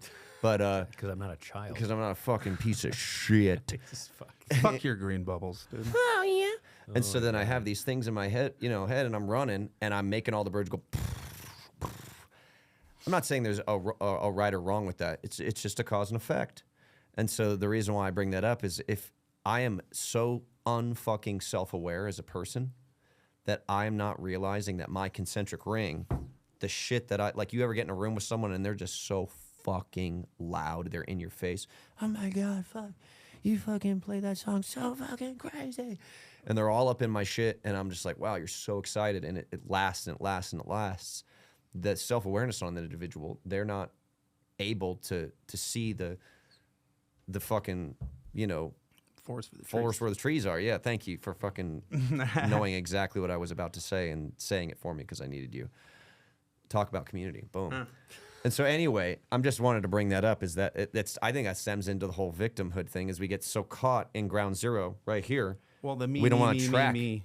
We don't want to track what's going on, right? Like Yeah. look up from your own shit and like see past your nose. It's like an actual real fucking thing. Solipsism is what I think it is. Damn, that's a huge word. Yeah, I think Miscreants. That was the word of the day to Jimmy Dreams. miscreants. That's a Word good of one. the day, Jimmy Dreams. Last Dreams. Tuesday or something. Yeah, we have like Miscreant. I think our culture is like very like me centric, and so anything that identifies with that. Alcohol was that to me. Alcohol made me. It makes me stuff happen. centric. Yeah. Oh yeah. How does this serve me? What is this like? Yeah, but and I think that our society promotes that. It's very much like Self-love. self-indulgence. You know, Well, just like and discipline, fucking to the birds. You know, like Yeah. It's a huge problem because it's a lot to unpack, and the fastest way I can do it is we live in a society that is largely controlled. We live in like an open air tax prison, basically, and so that's a lot to unpack to quickly. see the farm is But- to leave the farm. Exactly. Yeah, exactly, dude.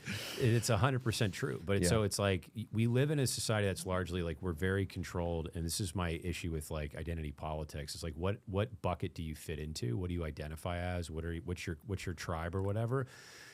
Everybody's suffering in one way or another. Fuck your feelings. And everyone's suffering in one way or another. And I think the bigger picture is like, why do you have to do that? Like, why do you have to self-segregate?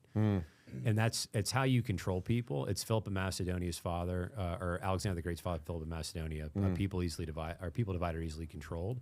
And so if you get them to self-segregate, now they don't talk to each other. And now they need somebody above them to communicate on their behalf. And so this is like a really deep movement that we're having, a really deep problem that we have in our society. But this isn't an accident. It's social engineering. Yes. And this is how you keep billions of people under control by like a handful of cunts Yeah, that you will get tell them, testosterone down. there's that. T levels, dude. Get your T checked. Well, yeah, you want to talk about how fucked up the cholesterol thing was? Fuck. That too. salt. But I think like Salt, you cholesterol. want to talk about my conspiracy? Feminization Feminization. of men Yep. in our society. Beta men being glorified as the ideal. And I don't like the whole alpha, beta, whatever, blah, blah, blah. But it's an energy. And it's like there's Absolutely. a type of man that lives his life in accordance to his code Yep. above all. And there's the man that's like subject to the whims of the thing that Yep. he's chasing or wanting to, you know. Literally handing off his Obtain. tool belt and Yeah. going, I don't know how to do X, Y, and Internal, Z. external locus. Yep. Like, and the internal locus of control man is being like, it's the other man is the external one. Like, make your things, the things that satisfy you, external from you. You know, Well, because one person you can push in a direction, the other you can't. So this gets back to the control piece. Like you can't if you lose, if we're all talking to each other and communicating, regardless of what you look like or identify as, the master class is pretty fucked. Like you can't run this the way it's being run if we all get along. That's the trick. So Yes. how do you get people to hate Machiavellian each other. shit. Yeah, Yes. it's like you have to get them to you have to give them these crazy ideas and these notions, and so like the victim thing's great because it gets you to isolate. It's how you get people into a cult. You find the people who are isolated and they're alone. I mean, this is social media in a nutshell. You isolate people, you get them to feel alone, and then as a result, they're looking for some type of connection. Oh, here's the connection. It's this app or it's this fucking pseudo whatever. Yeah. That's the macro that nobody talks about in our culture because we ping pong between the lefts and the rights. Like the Democrats or the Republicans aren't fucking broken. Our leadership in this country is a fucking joke. Yeah. And Repeal Citizens United. Yep. I mean- we should just the standardized Repeal Citizens United message for this podcast. Because Gotta most get people in at don't even least know what once. the fuck it is. Yeah. It's like corporations are people. So we are. It's all fucked, and it's been that way since like you basically unleashed unlimited campaign finance, like to the point where our politicians, people get into politics and get rich. How is that fucking possible? Yeah. On $180,000 a year salary. I'll tell you how it's are worth possible. People with their $220 million fucking head up their Exactly. digital What the ass and own a vineyard that don't care enough to Money like laundering. to pay attention.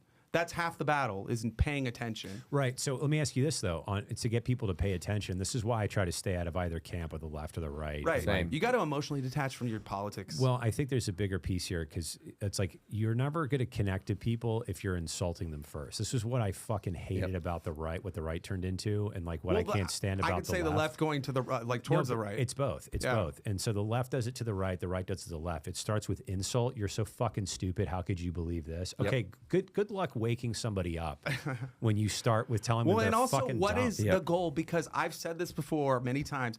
For some people, I truly believe the fight is the point.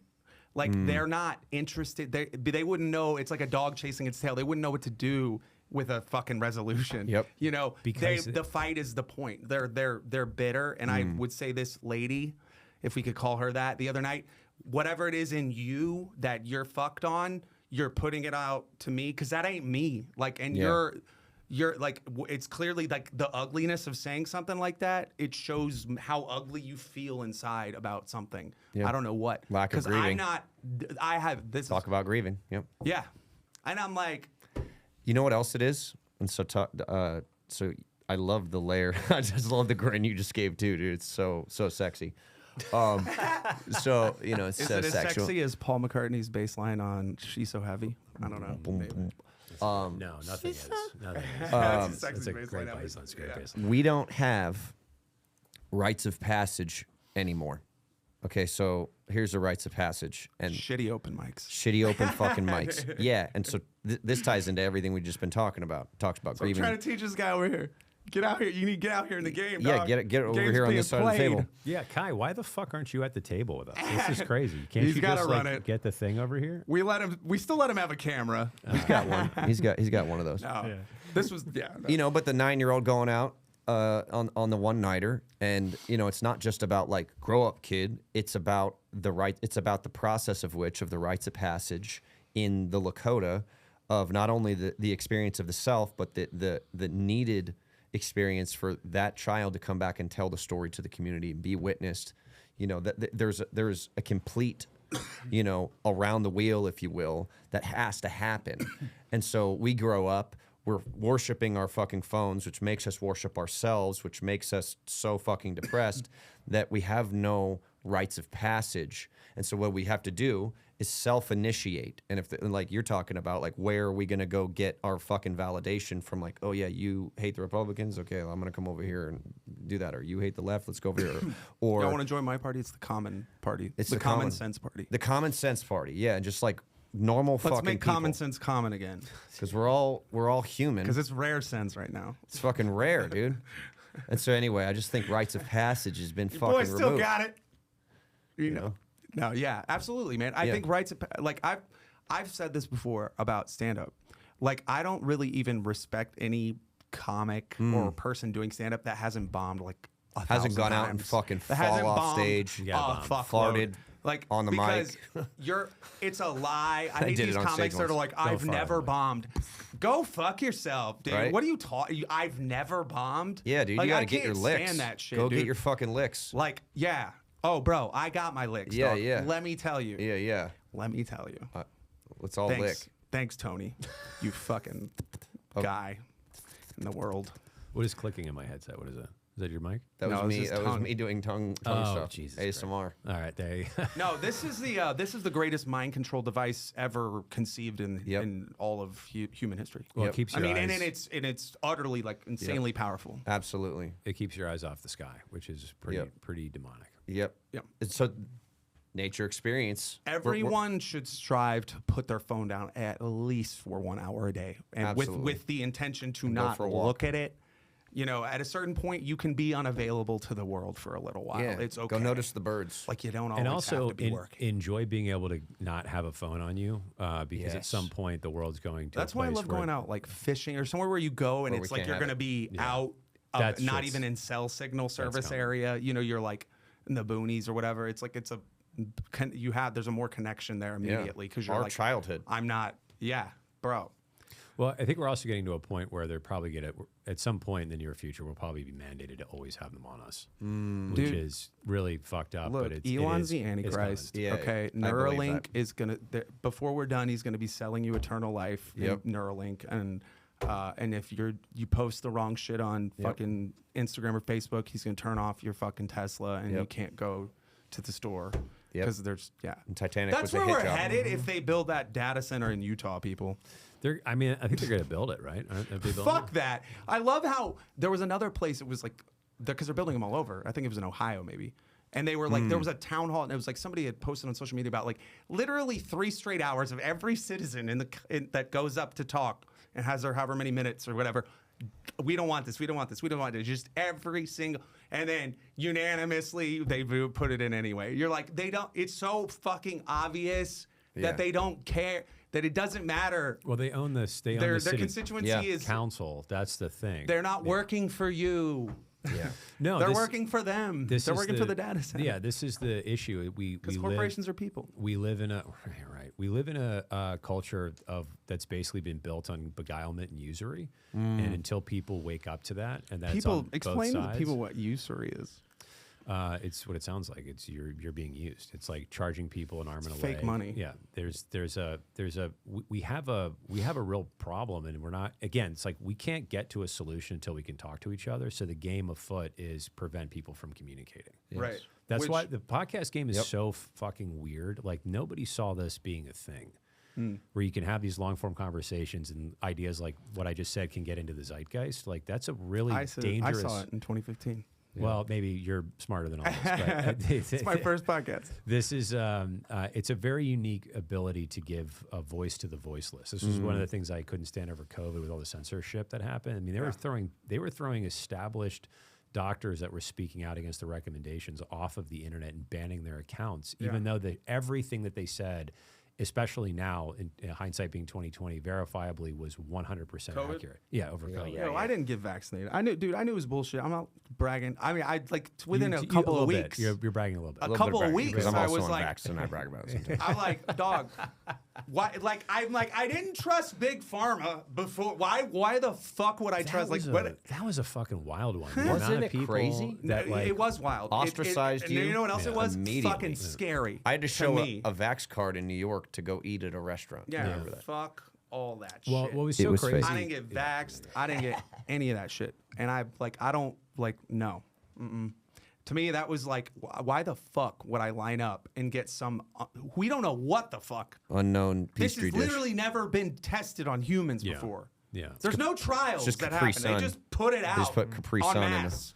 Well, the crazy It's thing was, why, and then they're like giving you a free fucking Whopper to go get. Like, are you Yeah. serious? Like, what, was that De Blasio that did that? What is BlackRock trying to do here? What does BlackRock really want? What is Vanguard really into? Like, Larry Fink the Twink. What the fuck does he want? Yeah, it was Bill De Blasio, right? He was like eating French fries and a burger, and he was like, doesn't this burger look so good? Don't you want to get But vaccinated? it was Shake Shack, Reed. Oh, was that? Dude. That's crazy. I don't remember that. Yeah. So did you say you did get vaccinated or didn't? No. No. Okay. Did you get? no, absolutely not. Oh, fuck. All right.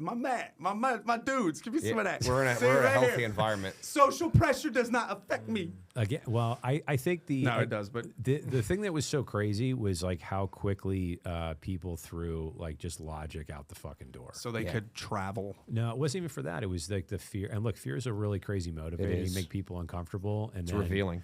Yeah, man. I feel, genuinely, I'm kind of heartbroken for people that just fucking dove headfirst because they were afraid and they didn't know any better, or they trusted. It's the materialism and idolatry. They put their decision-making acumen into the hands of fucking Dr. Fauci, whatever the fuck that was. And also the levels of adverse events per vaccine are It's crazy. higher than anything like that there's ever been, and this is documented now. Yeah. And it's really the real numbers are probably even much higher than that because I think long COVID It's probably was maybe more like vaccine adverse, like post vaccine, like adverse effects that could potentially be. People were dying, like Tiffany Dover. I mean, like what the fuck happened to her? Yeah. Like, yeah, exactly. Don't know her Like name. she got vaccinated. She's like the first woman. Like she was a nurse, and they vaccinated her. She literally fainted on live television. Like it's immediately after getting the vaccine, and then like nobody heard from her at all after that. And her social media got real cryptic, and it was weird. Yeah, it was, and it was like, you know, why wouldn't it like this person that's been active on social media all the way up to this point, like very active, and all of a sudden just gets vaccinated and doesn't ever post on social media again. Yeah, it's very bizarre. Again, like going into COVID, like the narrative around pharma was like, we don't trust these people. Remember the opioid crisis? Yeah, they willingly remember infected that? Africans with AIDS. Bear, dude, come on.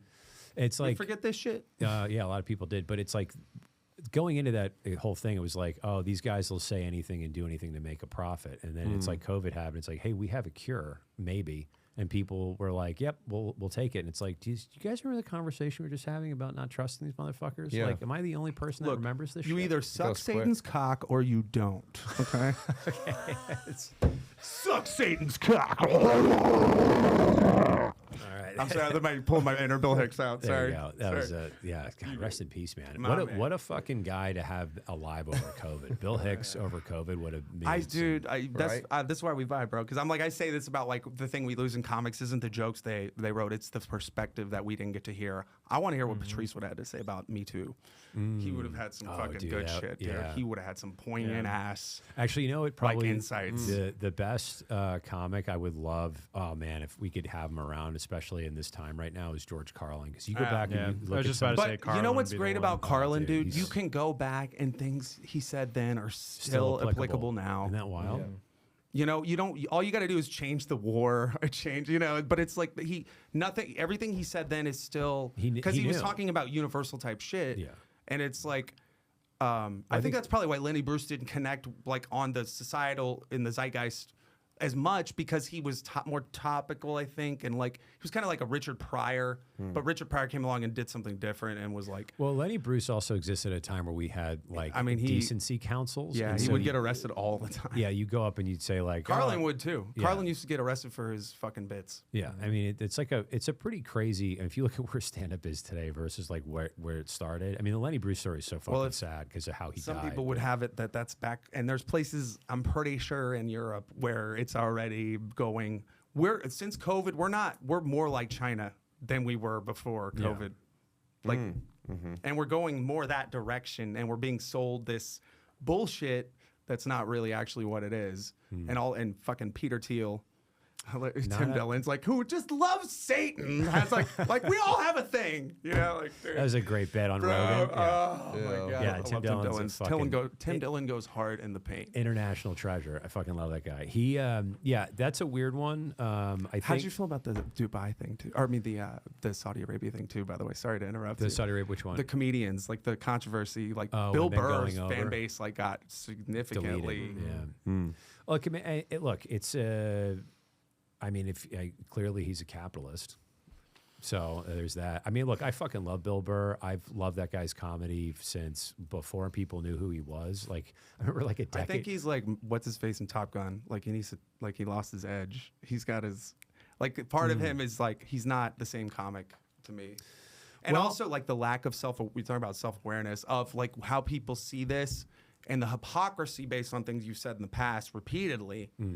And now you're gonna go turn around and try to rationalize this thing that's clearly like questionably like, you know, whatever. Yeah, like they're here's the other thing. As the inner comedian in me, like the only real act of thing that I could be like, fuck yeah, would be the guy that went over there and fucking did it anyway.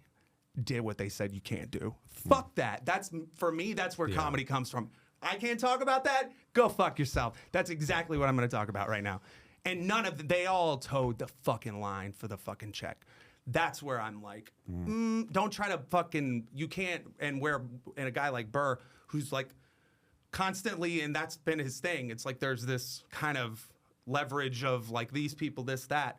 It's like you lose that moral authority now to me. It's like Hicks, bro. It's like, you know, once you do a commercial, you're off the artistic roll call forever. Yeah. You know, everything you say is suspect.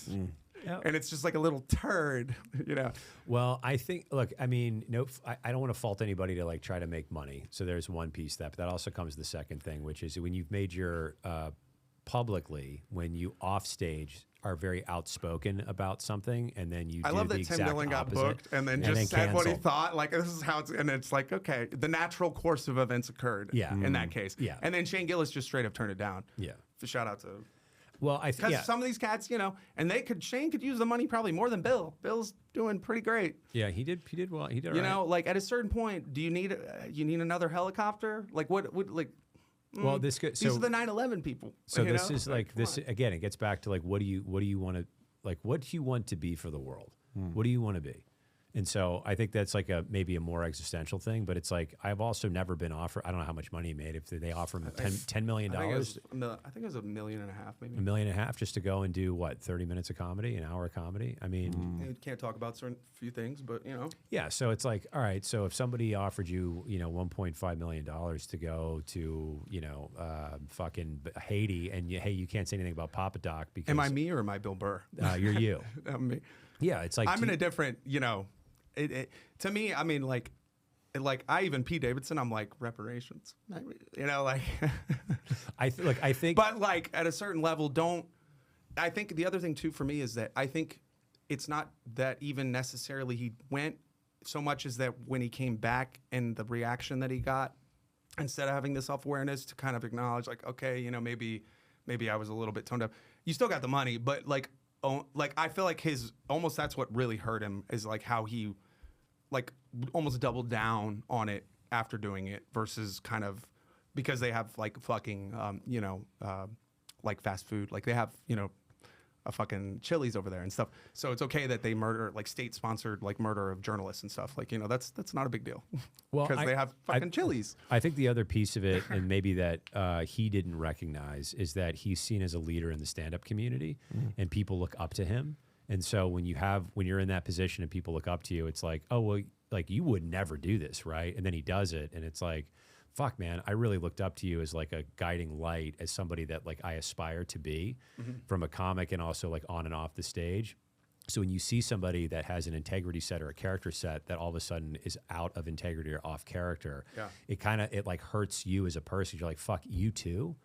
And I think that was the miss. And it's like, constructively, and not then that to be he's toned asking. up after the fact. The thing afterwards, it would have been cool to have been like, dude, I fucked up. I shouldn't have gone over there. I did. But, it's also like fucking Tim Dillon does such a good job of just absolutely satirizing everything at all times that even leading up to it, he's like, I'm going to fucking take the money, and just was talking shit the entire time. He's like, I can be bought and paid for. But there's like a charm in how much he does not give a fuck. And for Bill's audience, I think his audience has looked at him different versus like the Tim Dillon audience. If he went over there and took the money, I don't think anyone would have given a shit because it's Tim. Yeah. And that's just kind of how he handles himself. And it goes into the self-awarness bit. It's like Wayne's World when like Garth has got the whole Reebok thing and he's like, it's like people only do things because they're getting paid. And it's just really sad. Dude, it's like the movie's telling you we get what we're doing right now. We're not oblivious to it and we're doing it anyway. But it's like it's Inception. Reebok paid them for that. Telling you they got paid on that. But it's like at least there's the self-awareness and it break that fourth wall. Let us know, you're not trying to shove this down our throat. Yeah. And like you respect us enough as an audience to not just shove this down our throat. You're going to give it to us, but you're going to put some lube on it. Whatever. Give us the truth. Give us the truth. So what's next for you, man? Like, let's talk, like what is next for like the Cody Kai cast? Well, we've been talking about putting something together with 512 Studios. Okay. Yeah. And wait, in a similar vein to what you do, but like I want to be sitting in the studio with the band. Like I want to, like you're kind of on one side and the band's over here. I want to be like, and maybe even sit in and play one during like a live set with them. But and a studio level quality, but also thinking about trying to get into some more live stuff, maybe some more live podcasting because we did one. We've done I guess at least one, and it's like. We need to like get our gear situation for that sort of thing more established. But we're also on this. We're gonna apply for this grant. Because I feel like we're in a position like we've created something where we have some steam now, and it's like a little bit of like appreciation from people around. And so, you know, I think it puts us in a pretty good position to like potentially see if they would help us out. Cause like, it's all about like how much capital. Yeah. Cause what I know what I could do with this if given the, you know, even more resources to work with, which right now, like we have, you know, we're gonna probably start a Patreon soon and stuff. But like, I resonated with you because I still like stand up is in my bones, dude. And it's like, I still write and I still go and do an open mic on occasion. Not as often as you did, but like I'm also playing more drumming and singing. So I've got Dizzy Rooster now, a Saturday thing. Oh, nice, dude. 7:30 to 10:30 on This Saturday. is a great spot. Yeah, and I love that if you're gonna be on Dirty, 7:30 to 10:30 is where you want to be. You don't want to be in that like this. There's the 11 to like 1:30 slot for whatever band. I'm like, have fun. Yeah. That's when it gets a ruckus. But like that 7:30 to 10:30, like there's like a little bit of an older crowd on 6 around that time, and they tip well. It's not so wet. It's it doesn't get as wild, and it's fun because it like by the end of like the set at 10:30, it's starting to get popping more, and it's like so people can roll in and it can be fun, especially on a second set. But yeah, trying to pick up more drumming gigs. Nice. Put my name in the ring for that. Hell Are you doing any solo project work? As far as like Your music? well, this SoCo Soul Society, which is like the birth child of this Saturday thing. So yeah, SoCo Soul Society is like I don't even have a fucking Instagram. I haven't even made a page for it yet because it's like pretty new. It was just you. It just came out the birth canal. Me and Alejandro Cardenas, who's like a younger bass cat, player. You know, Yeah, he's fucking dope, So man. him, and then we're kind of getting like a rotating cast of different guitar players. So I had Trent Morgan on on Saturday now. Yeah. This past one. Jimmy Dreams the weekend before that. Elijah Jones, who's like younger cat guitar player. Yep. He's plays with the homies a lot. Yep. He's dope. He's gonna be back again with us this Saturday actually. So, and I'm trying to get like a cast of some of my maybe Matt Muelding. That'd be dope. He's gonna be on the pod actually. We got him at the end of August. Should have like Jason a month Bradford. from now. Remind me of that later. Yeah, I'll check with him. So and also just like with what's happened here is that like you guys were hitting me up and like it's kind of a combination now like of the booking.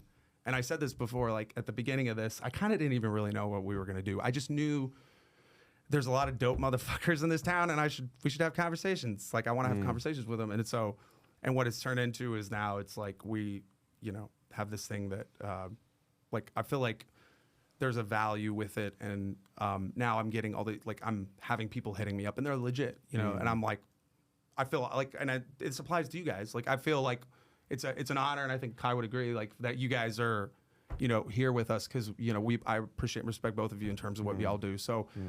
Yeah, just like keeping that vibe going, man, and like trying to build. I have a lot of ideas, sketch ideas that I haven't had in a team around me to make happen, but the ideas are, I think, really solid. One of them is a parody of the movie Drive. Have you seen that movie with Ryan Gosling? The opening scene? Yeah. There's 100,000 streets in this city. You don't need to know the route. You just give me like a time and a place. I give you a 5-minute window. Anything happens, I'm yours. Anything outside of that, you're on your own. Like, all right, good. It's like, you can't reach me. Do you know what that is? That's Uber. It's fucking Uber. That's a great parody. Ride. Yeah. Call it Ride instead of Drive. Instead of Drive. There you go. Yeah. It would be hard to shoot because I want like SNL digital short quality level production if I'm going to do something like that. Like I would just put this out on the podcast sphere now. So like if there's anybody listening along for me here, they know the idea. But like stuff like that, I've got I wrote one for the Kill Tony band that Nice. I sent him the script I wrote and I'm like, all right, whatever, do your thing, bro. Like, I'm throwing shit. I'm casting lines out, whatever. Yeah. Trying to make shit happen. And I think that's the mindset. It's like, that's why I love having you here. And I think like certain people bring out creative flows in ways, and I feel like that with you because of what you do, and my respect level for you. That like it's cool to be around it and to like have those kind of conversations because like I think the hardest part is finding a good team you can trust and that works well together and that can check your.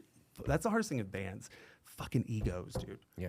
Yeah, egos destroyed a lot of stuff. They really do, bro. They do. Have you ever heard of the city of Troy? Ego's been a motherfucker for a long time.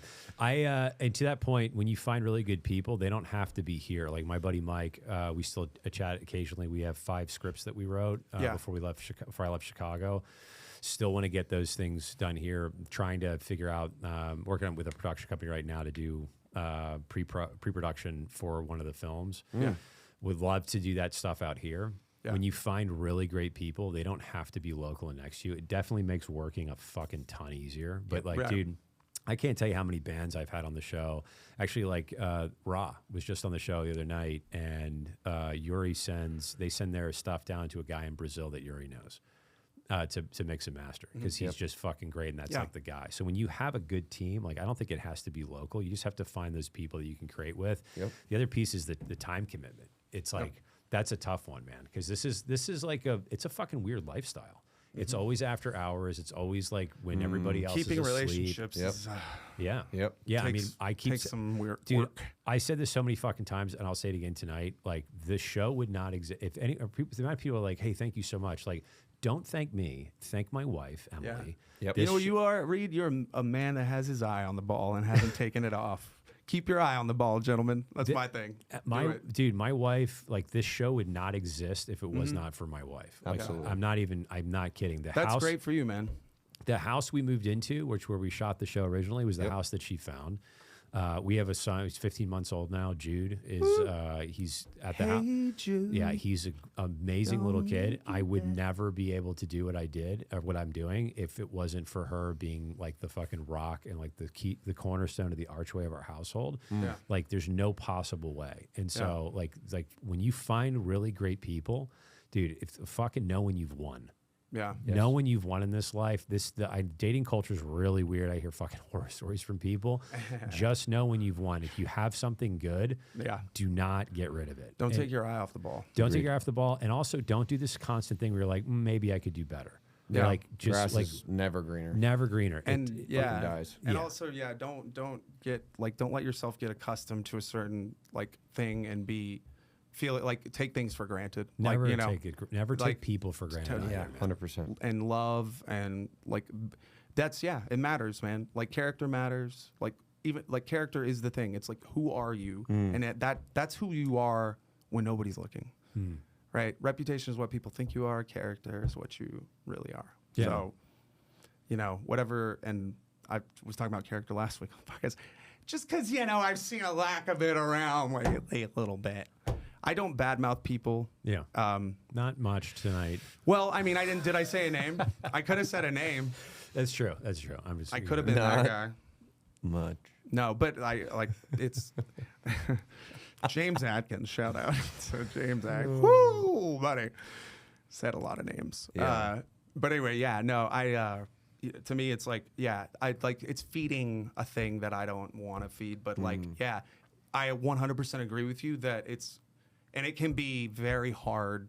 Like the person that, like my former best friend and the one that's now, blah, blah, blah, Judas, it's like 15 years of friendship and you thought like you knew someone and then all of a sudden it's this shift and it's like, and that's another thing too. Like I have some friends I've known for a long, long time that are great, dear friends. I have some friends that aren't like Kai and I, but there's still a strong like respect and bond and a friendship in it because of the fact that there's like I respect his character and the way you are, and it's like how you show up in the moments when it's like week in week out because this is not always sexy and fun all the time. No, and you find out who's actually like in your camp when shit's on fire. Everybody's in your camp when times are good. So that's the blessing of that thing is that it gave you the chance to find out who fucks with you. Yeah. Because you wouldn't have otherwise known. Everybody's gonna be on your team when things are going great for you. Yeah. You know what I mean? Absolutely. So it's when things turn on you that you get to really see. And then again, the trash does you the favor. Yep. Bro, I need that more of that in my life. Yeah. You just need to surround yourself with positive people, man. And then don't fucking quit. Whatever your goals are in life, just don't give up. Just be annoyingly impossible to stop, and you'll figure it out. Yeah. And I say be obsessed, but same idea. Yeah. It's like I'm annoying, so that's why I say being I love it. it's part of my. It's a bug in the software.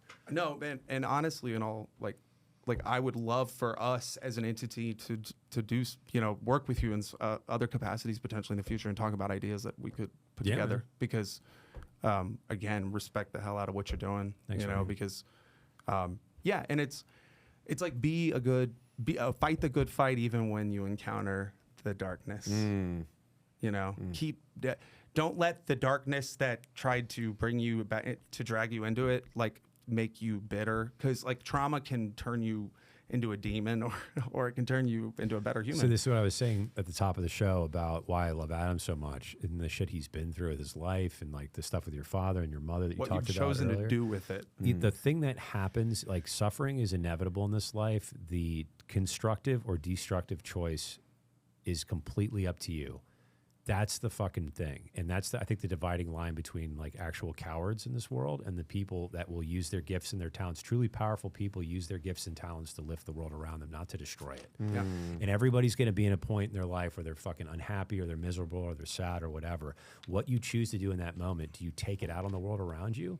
Like, fuck that. Like, don't take the negativity that you feel and then you abuse the world just because things suck for you. Like that's not fair to the rest of the world around you. That doesn't mean that you can't be down. It doesn't mean that you can't, be sad. It doesn't mean you won't be sullen or depressed. You can still be all those things, but just fucking be the world you want to live in. If you were if the shoe was on the other foot, would you want that happening to you? It's just a fucking tale as old as time. It was like, Jesus' teachings, the way, do unto others. Yeah. This isn't rocket science. We're just, Most of y'all didn't get it. So we just keep reinventing this fucking wheel over and over again. Like, just be the world you want to live in and don't be a cunt. I don't think most people got what Jesus was either. Like I think on a lot of it, because just in the way people behave, you're like, the whole point. I think you might have missed it, which is like love thy neighbor, and do unto others, and that the golden rule always applies in life. I had a It bit doesn't about that. expire. The Ten Commandments was too long, and it's written in a way that people don't understand, and we just need to redo it. And it's just one commandment. It just says, "Don't be a cunt." Carlin had two, I think. Did he have two? I think two, because he condensed it too. Did he? You've never heard that bit? No. He's like, basically, he said it's like it was a marketing decision because you could really condense a lot of them down. Like a lot of them are kind of within, like, thou shalt not lie is kind of like the same as thou shalt not cheat or like steal or whatever. Like they're kind of the same evil. They kind of like, so it was a marketing decision That's actually great. by Constantine and The whole crew. papacy. Yeah. It's Yeah. not. I mean, just don't be a cunt. Yeah. I mean, Don't murder. That's a cunt thing to do. Cunt. Yeah. Don't activity. cheat on your also, wife. like, Real cunty thing to do. Very like I cunty. took some things like Boy Scouts. Leave it cleaner than you found it is my thing. Yeah. Leave it better. Leave it clean if you can. Try to. And I could apply that to like situationally, like if things were. That's why I'm like this person that badmouthed me. I kind of want to like understand her almost more than be mad about it. Kind of like, could you tell me like what it is that like made like, because I don't get it. Like I don't understand why. Yeah. And I'm not even trying to be like confrontational. Like just more like understanding of like it's fine, whatever you feel. Is that where the hurt comes in? Is just like the mystery of it, where it's like I don't feel like I earned this. So what? Like, why am I at the end point of your ire? It's like when I was really excited about this person I had just randomly run into and happens to be recently single, and and then all of a sudden she pulls her over and says you're a creep, and then like you're safe here, like get the fuck out of here, and like then she comes back over and the whole vibe shifts after that, and it's like, and that was it. It was pretty much after that it was no go, and it's like I'm not mad. Because I got an opportunity to see like, oh, you would change your opinion of me from the interactions we've had and the vibe. Because I had just earlier in the night had told, like in a context of something completely different, we were talking about vibe doesn't lie, because I believe that. Like vibe doesn't lie. Like I think, you read vibe, and if you're attuned, it doesn't lie. So, and where it's like this person comes to who says this like slanderous ass shit with zero receipts, and it's enough to make you change your perception of me. We talked about it, and I'm cool. Like, I'm glad she said something, but it's like I don't appreciate, I almost feel a little like resentment about being put in a position where now I'm being expected to have to defend my character based on nothing. Do you know if the person that said this has a thing for you and they like you and they just wanted to salt the fucking potential? Wouldn't that be the fucking? Here's the thing meet about this cute, person. right? There's no universe where I would ever do anything with this Maybe person. that's why. I didn't want to say it, but sure. I mean, it's possible. It's possible, but but it's not. I'm never rude. I'm never like. It's not like I'm like, like it's like I'm not. I don't. And there's no guaranteed. There's no question with her. She knows I don't see her at all in that capacity. So, but yeah, and it's like, but I've never done anything to her to like merit. Certainly not to merit. Like, and there was a past me when I was still drinking. Like, I could say like questionable decision making, and I can't questionable character decision making too, where now like I've prioritized. That's very much a big part of the no more alcohol for me is that like I don't identify with that version anymore. I don't like, and so I've spent a long time to be building up, everything I'm doing like in terms of and just how I interact and the way I'm, like the awareness I have and I carry with me around, and it's like so it matters to me. But it still matters. My opinion of me still matters more than anyone else's opinion of me. It starts here, and then the other. But I would be lying to say other people's opinion of me doesn't matter at all, because I think that would be foolish. Yeah. It's like social acceptance matters. But you shouldn't give like your self-worth to another person. No, I'm not. But it doesn't. It also doesn't mean that I'm not like annoyed at the fact that humans like that exist and that I have to deal with it because I'm like I very much don't put out the energy to try to attract this sort of like ire and ugliness from someone for zero apparent reason at all. Like that I could identify. Other than maybe she sees me with different women, like some pretend. Maybe I'm that's single. why. I'm a single guy. Maybe that's why she that's said what you single were. guys do. Maybe that's why she said you were a creep. She's like, oh, this guy's got a bunch of dudes. But I don't even. girls. It's occasionally. It's Bunch not even of dudes. often. It's not even often. It's just occasionally maybe. But it's like all that to say though. I mean, I don't appreciate it. But like, I will go look at it. I'll look at it through the lens of this gets me some insight about something that I can take forward to be more like kind of integrated in my own. Would you ever just person. like be super open and vulnerable with him? Be like, hey, this got back to me, and it like really hurt my feelings. It's kind of I haven't had a chance. I haven't seen this person, Then but just be like, I kind of probably feel like I'm going. I had already thought about saying something, to be honest, like recently, just because of just the way she was just. It was just like unnecessary, like rudeness and stuff. Yeah. Like I was at Seaboys and I was like a different night previous to it, and I was like in there and I was like jamming. I forget even which band it was, but it was like whatever. And I guess she was like to the side of me, and I walked in and I was like dancing or whatever. And like in my own little space, and like she was like trying to get a video over here, and like she comes up and she like kicks my like nudges my leg with her foot to like move out of the way of like her and I'm like, you're in a music establishment and somebody's dancing on the floor, and you're mad. This isn't. I don't give a shit about your video, which What if also I didn't even see her recording, to be honest. What if you were just really? But bad it was like after that, I almost said something. But now, obviously, after this shit, now I have to say something. What if I you feel were like just almost- really bad at missing on like what flirting cues are? Well, then Possible. I don't think this was flirting. I the think girl this was punches you in the bitterness. shoulder. This was somebody that's in their 40s and single and childless and seemingly very Oh, dude, bitter. your shots fired everywhere. Oh yeah, Yeah, yeah. This will I've, come down I haven't. It's narrowed down, but it's certainly a large pool around here that I could be talking about. I'm not worried about doxing anybody, but I mean, I could and I wouldn't care, but I don't even want to feed it into it to that degree. Yeah. But it's more fun. It's interesting for me to get to talk to y'all because I kind of said I wanted to talk about this shit today because I'm like it did bug me, and it's like. Yeah. When I'm doing this week in, week out, I'm bringing my process. real life. I want to talk about things, but it's like that's part of it too. Would you ever do a show where you're just basically talking to camera of like talking about the shit that's happening in the scene, stuff that's going on in your life? Like a vulnerable share. I mean, is there going to be an audience, or am I just talking to a camera? I mean, I could. I think you're talking like sort of like a Tim Dillon thing where it's just like straight to camera, no, like just single mic Sure. podcast. Yeah. I would like more on current events maybe and stuff, like possibly just like more Excellent. for that lane. This place would be still, I think, what we've done here is different, a little different, but like as a separate entity. Yeah. But with under the branch of like what I'm. Yeah, absolutely. You Yeah. could call it Cody's Corner. Be good. That's great. Done. Branded. Cody's Corner. There you go. LLC. Done. We're gonna probably. I'm in the process. I got to set up for upstairs. There's a spot in Maggie May's that's like a little speakeasy. We just started doing something called the pre-show show for Local Sets, which is just a long form conversation with the artist, and then it'll end with like one acoustic song. That's it, maybe two if the artist wants to do a second one. But it's really just conversation focused.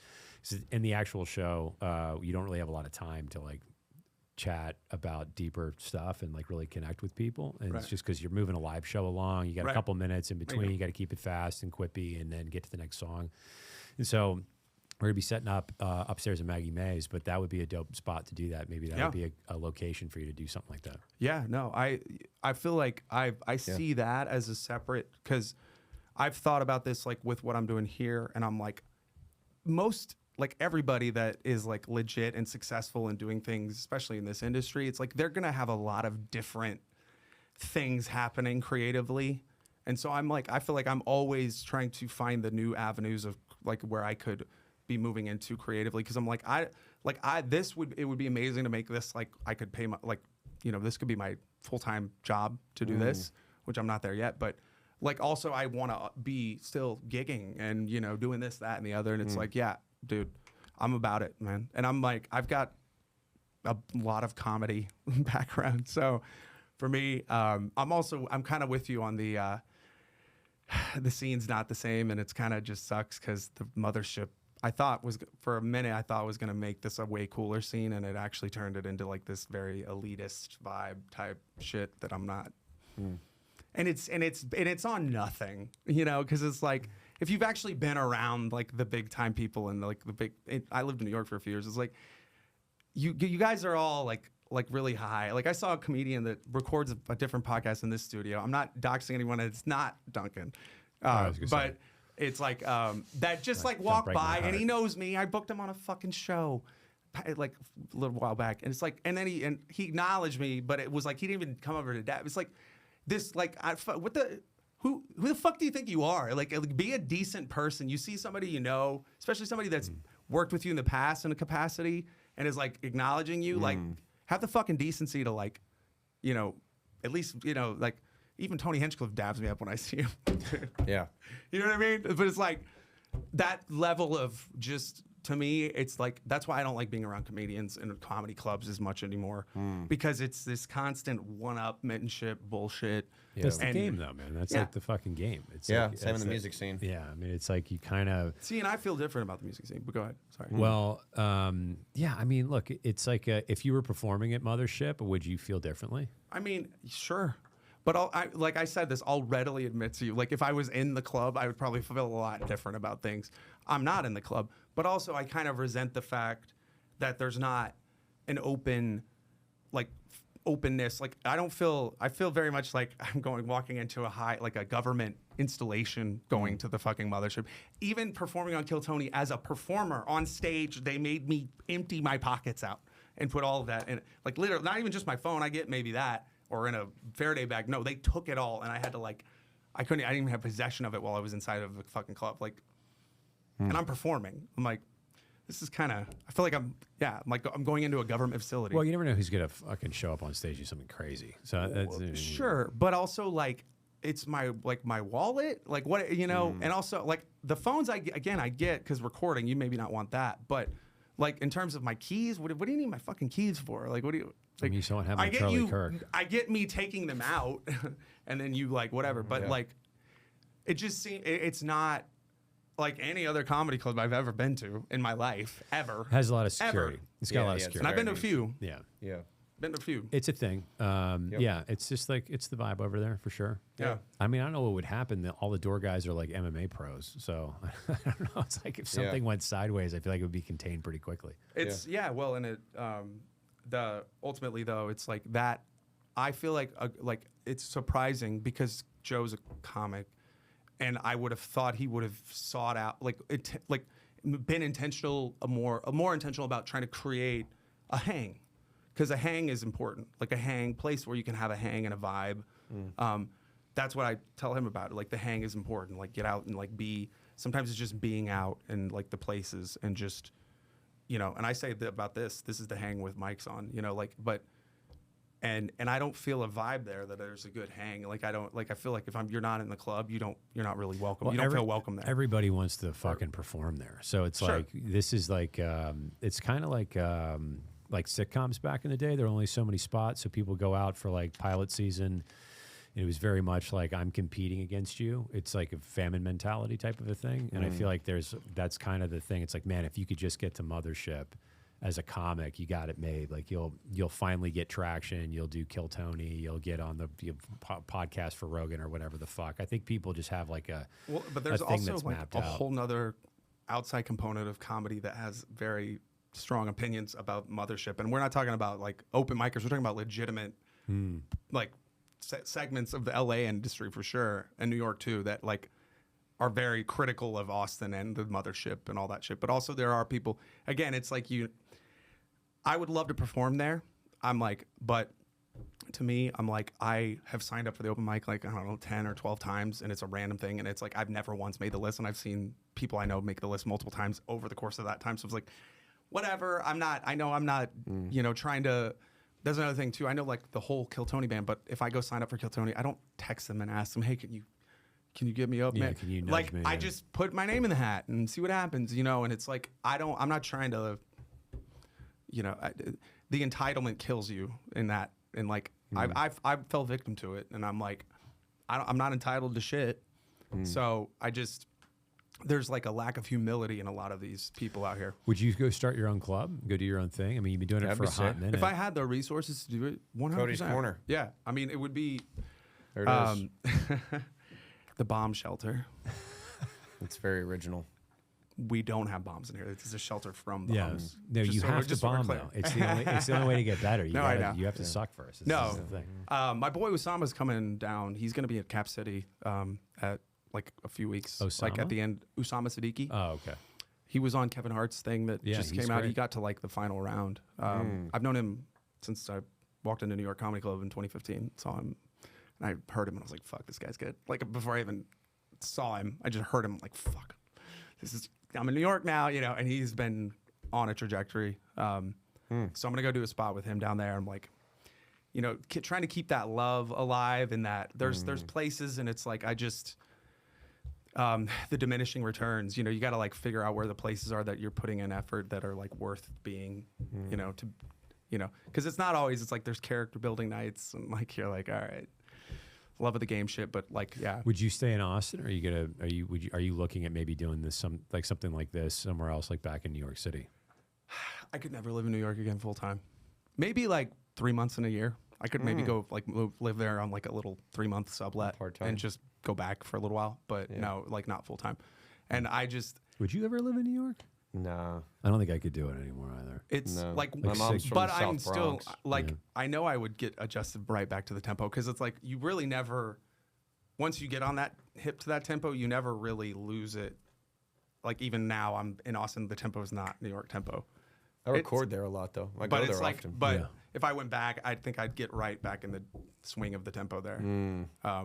Because it's like it's still that part of that there. But yeah, it's Austin's great. I love. There's so many talented people here and cool shit to do, and so much great live music, and there's still good comedy here. It's not everywhere, but some and it's like I feel like this place has called me for long before I ever came here, and I've been here for like 7.5 years. Where are you from? San Antonio originally. Okay. Oh, you're Texan. So I kind of always wanted to get here. Like I started performing here in 2010, even though I was still living in San Antonio. But I would I just knew like, oh, I need to perform here. I need to get up here. Is Austin home for you permanently? Probably. The hat says so. I think it's like I couldn't honestly, see it. It's kind of I wouldn't want to be anywhere else, because I feel like we're in this real special time and place in like Austin music, and like what's going to be. Yeah. We're in a period of, there's this vibrant scene that's now kind of turned into like an eclectic with the comedy element now mixed in. Because I'm like, it's funny to me, some of my musician friends, it's like, if you ever like in your mind thought when I got to Madison Square Garden, you ever thought it would have been for a comedy show? That's why you're here, but it's like these two things are now, kind of real. They were always cross-pollination, I think, but it's also, in some ways, places maybe not as, I don't know. There's definitely though, like I feel like I want to like this here. This is a catalog of all the things happening right now and the cool people that are here doing them. Like, and as much as I can get of that to like put out in the world, then, you know, like Macintosh, you know, like we need to get him back. I'm gonna get him some whiskey though next time. He's so much, like a couple in is when you unlock the best Mac. Have you done anything with Gary Clark Jr.? I saw Gary, and he mentioned seeing some clips actually, and we got a chance to chat for a second. Then some people walked up, and we didn't really get to finish having the conversation. But I did say I'd love to have you on, but it didn't like. As that was in the process of going into a direction, that's when some people and you're like, everybody wants a piece of this guy. He's amazing. Yeah, I mean, he's amazing. He would be. So we're gonna have him some point. I would love to have him on Local Sets. It would be amazing. I mean, it would be Bro, really Bright fun. Lights is my favorite. And I think that for me, it would be amazing to have him in this environment because he's so much performing all the time. But it's like I want to talk to him like in a conversational element because, I was talking to him about he like remembered me from a few years ago. So like it was dope because he still like sees and knows me and whatever. And it's like with comedy when I had talked to him, like we were talking about Patrice. This was a few years ago. One night randomly, he was there, and I was like, "Oh, you actually know about comedy, bro?" Like, cause like Patrice is like a deeper cut comedian. Like, so people that are like passive stand-up people, they don't know even who he is. Most of them. So I don't know why that is. They should. He's like in definitely my top 10, arguably top 5 all time ever. He's a pretty special guy. He genius, dude. Just like, yeah, and it's like. There were so many great things he said that could only have come from him and been great. Yeah, because of him and who he was, and like, you know, he's the typical like sounding off about race. This is Jim Norton to steal him, but it's like that's not what Patrice was. It was a much more insightful, deeper, you know, thing that place he was coming from. It's like that's the genuine shit, bro. Do you see yourself continuing comedy? Are you going to continue to do that plus music? And are you concerned that there is going to be a point where you can? I know what I'm going to call my first comedy special. What's that? Sticky shit. Okay. Because that's what an act is. It's just the shit that's stuck to the wall. That you threw at the wall and that's stuck. Shit. I love it. That's a good one. So you're going to continue doing comedy and music? I mean, are you going to do music professionally, or do you just want to do it as like a hobby? I'm following the current right now, and the current right now has been music, Good. and more this for sure. Good. But comedy's not. I almost like begrudgingly. No, it's just I'm infected with it. So I'm gonna get on a stage at some point in the future. I don't know when the next time. It's not, but I haven't had I don't know. Since I stopped drinking, it's been tough to like get that, because at least that gave me something to do when I went to the comedy clubs, and now I feel like, like I feel like a lot of it is just this derivative, and like I've been to so many open mics that, you know, you just get to a point where I don't even really like to watch comedy that much anymore, just because I'm so, but I still see people sometimes where I'm like, okay, yeah, see, like this is like, they remind me why I love comedy. And I think that's what you strive to be, I guess, is like that person that could be. Remember why you fell in love with it. Yeah, and also to others, like somebody sees you and they're like, man, I'm in a struggle, like in their shit. And they see somebody that brings something out of them that makes them like, oh yeah. And it's, you know, in a way like you appreciate, but also are inspired by, you know, that kind of thing. So yeah, I don't know, man. I feel like it's the hardest thing has been getting the right group of people. And I agree that I've been more conscientious about kind of where I'm putting my who I'm giving emotional bandwidth to. And so, yeah. Time goblins. Those fucking time goblins, man. They're everywhere. Fucking time Dude, goblins. yeah, where are we at? Oh, we're at 2:18. I'm like, we're usually do like 2 hours, but yeah. So I think Kai and I both, in whatever capacities in the future, man, I've got plenty of ideas we could talk about, you know. Hell yeah, man. Wax on. Oh yeah. Like after the podcast. But yeah, it's like I respect. It's like the bar is there in terms of you, and it's like this was D Watts put us on this. Daniel Watson, you know him, drummer. Yes, I think he's fucking great. We had him on beginning of the year. One of my favorite guests we've had, and yeah, he's like, we have to raise the bar. You know, he's like, this was actually after the podcast we were having this conversation, but it was like just talking about like where Austin Bar is, and it's like we need to continue challenging that, putting ourselves at a standard of this is where it needs to be. Yep. And I think that y'all do a great job of that. I think you're fucking same. It's like keeping that level and that standard. So it's like, but also being open to the newness of the things and the ideas. Like you have to keep that channel there. But also like this is where it is. And it's like, yeah, I feel like this is why everything, I just trust with the universe where it goes. And I'm like, when the ideas work and I can be within like around individuals where there's follow through, because that's the biggest fucking thing is follow through. And like you have these ideas, you know, I discuss with things and people and all that shit. And it's like, all right, let's get this moving. That can be the hardest thing. Like just like getting the idea. Like I wrote the thing and I pitched this and I said this and I'm, but I like, okay, at a certain point, like I've been trying to get the homies to do this thing with me. And it's like, John had said he's down and I think he's still down. It's like, it's just, I feel like I don't want to annoy you. And you said you're like annoying. I can't, it's hard for me to be that.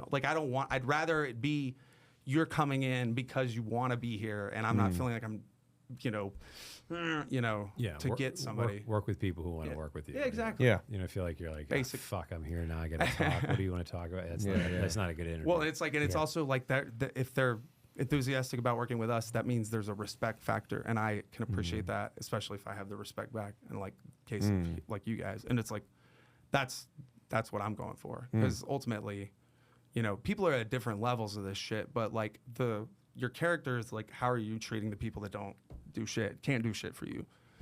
Like, how are you to those people? Yeah. Because ultimately, like the LA stink around here that you're like, what do you do? Who are, like I don't, if you're operating like that, you're. Well, hopefully you're kind to the world around you. I mean, it says a lot about you if you're not. I think so. I mean, it costs you nothing to be polite. It doesn't mean that you need to be like best friends with somebody just because you met them. I think it's lead with kindness. Yeah, absolutely. But you have to be able to be fierce too, Sure. when needed. Sure. I mean, have that monster cage. It doesn't have to come out. Yeah. It's like that thing needs You to don't want him to come out. No, I mean, it shouldn't. It shouldn't. Don't back this dog into the corner. Yeah, never tame your demons. Just keep them on a leash. Yeah. Yeah, well, and it's like, I think that's Jordan Peterson, like talking about like you have to acknowledge that you have the capability within you to be a monster, like that it does exist within you. Yeah. And that, like, if you don't want to have to summon that. Well, because otherwise, you being pleasant and kind isn't a choice. You're forced to it. Yeah. It's just like that. There's some. You ever seen like somebody playing with like a lion, like a fucking grown lion? Like what's his name? Kevin Richardson. He's like the lion whisperer. He's a sanctuary in South Africa. Guy's incredible. He like raises these lion cubs. But the reason it's so amazing is because that thing could fucking rip him into tiny pieces at like a moment's notice. Yeah. The lion is choosing kindness and love. That's what makes it so incredible. Yes. Yeah. That in that moment. So Yes. it's like if he was doing the same thing with a rabbit sanctuary, nobody would give a shit. Exactly. A wabbit. There's no danger. You know what I Yeah. mean? Like that's the thing. So it's like it is a choice for you to be nice if you have the ability to not. Yeah. The most violent men oftentimes are the most calm men. Yep. The ones that have the most capability for violence. Joe Frazier. Yeah. Joe Frazier was a fucking he was a monster in the ring. Dude. Yeah. Yep. Yes. All time. Love Joe Frazier. Like one of the best of all time. Yeah. Dude, that guy was like, you would not want to step in a ing with him. Fuck Dude. that. No. Tyson, bro. Yeah, I mean Tyson. Everyone's got literally- to plan until they get punched in the face. Yeah, that's a great quote. Yeah, dude, Tyson's the shit. Talk It's about always the easy base. It's like Yeah. you cut out, like, I think songwriting applies to. It's like whatever, get to the meat of what is the idea here. And that's why I think when you're in a free form, like the one we watched, it's like you are because you're in the flow state of the idea. You're not.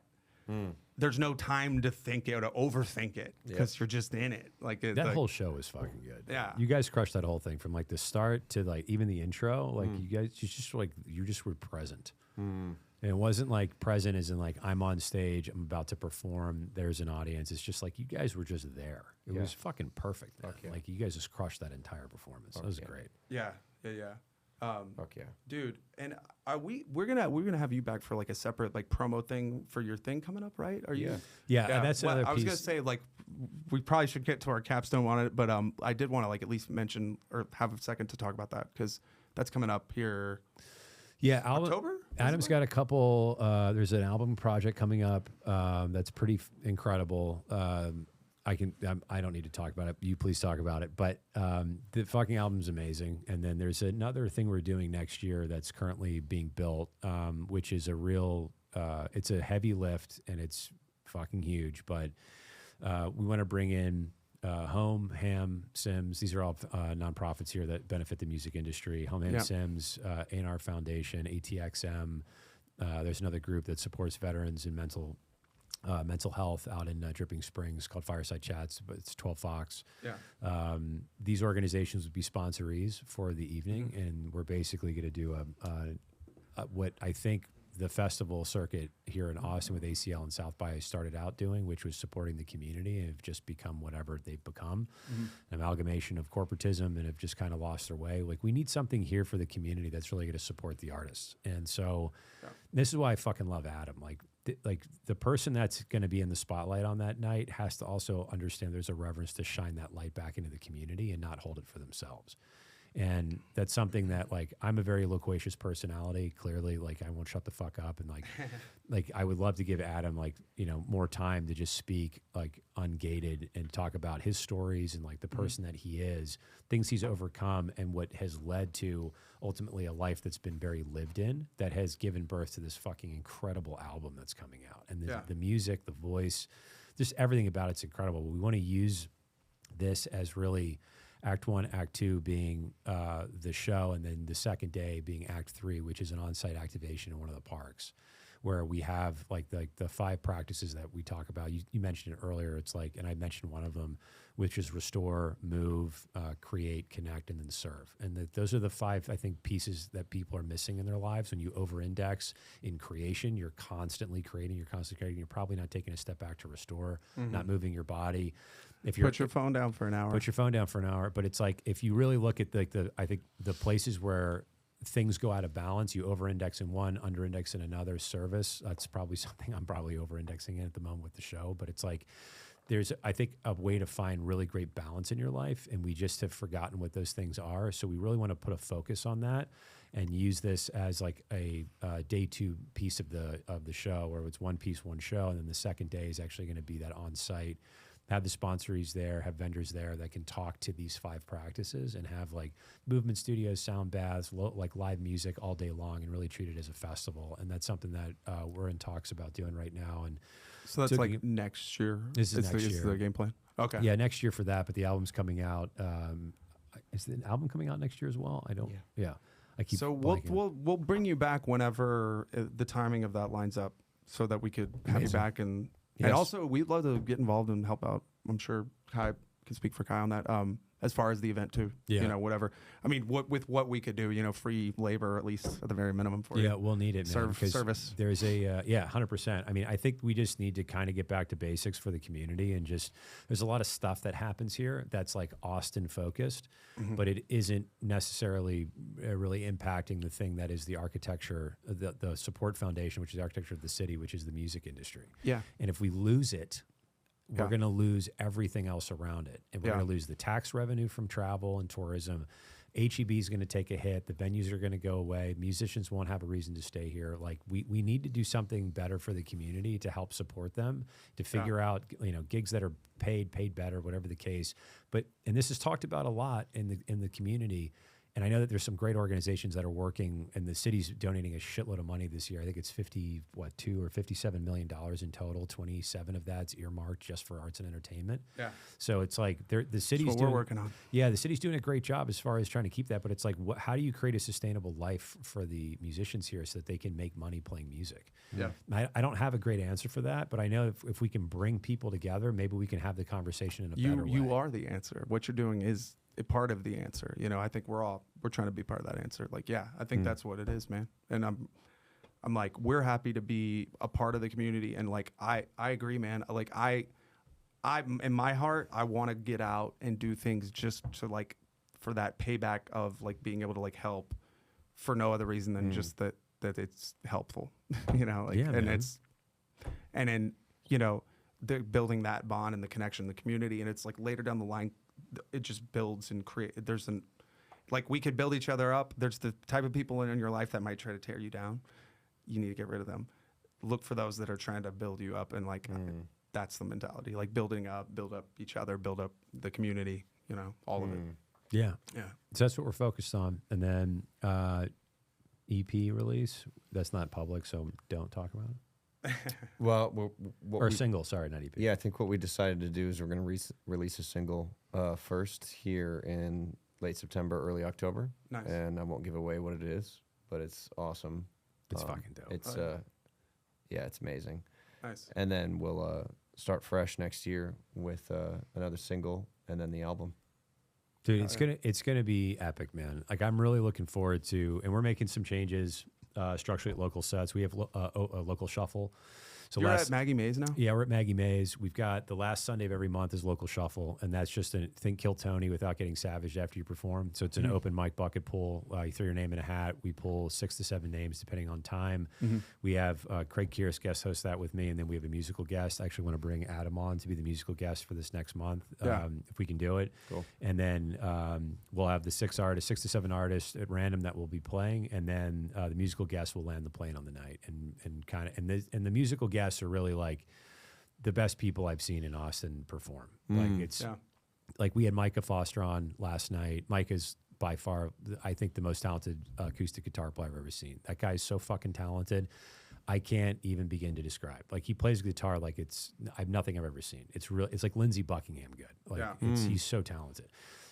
We've had Nico Little on as well, a friend of the show. He's doing a film. And then we've also he played with Reese that night, and then Jack Carson. Yeah, Jack Carson was on for the month after. So We just had Jack. He's coming out. He'll be this week's episode.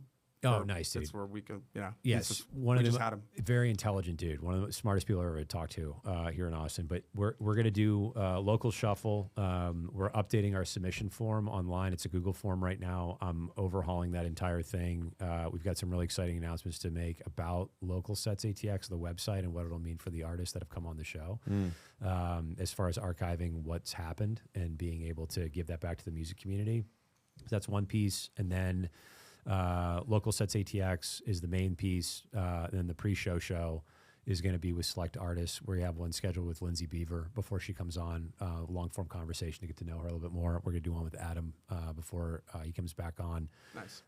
So yeah, there's some structural changes, trying to give more space to the artists to tell their stories and get to know them better, and then use that content from the pre-show show as marketing assets to their show coming up the following week. So making some structural, making some structural changes in value, and also help get that brand content that's so important, because ultimately that's what people connect with. It's the why statement behind the what. The what's the music. The why is like who you are as a person. Yeah. And I want to help capture that better for the artist. They just need like a good fucking hype man in their corner. So that's what I'm trying to figure out. Yeah. So we got a couple structural changes that'll all be in place in 2027, and then major fucking show. Which I can't fucking wait for this. I wish I sent you part of the deck that's not for public consumption, but like what we're doing is fucking, it's going to be incredible. Yeah, I mean, I could tell. Yeah, I'm excited for you guys, and thank y'all so much for coming through. We appreciate y'all.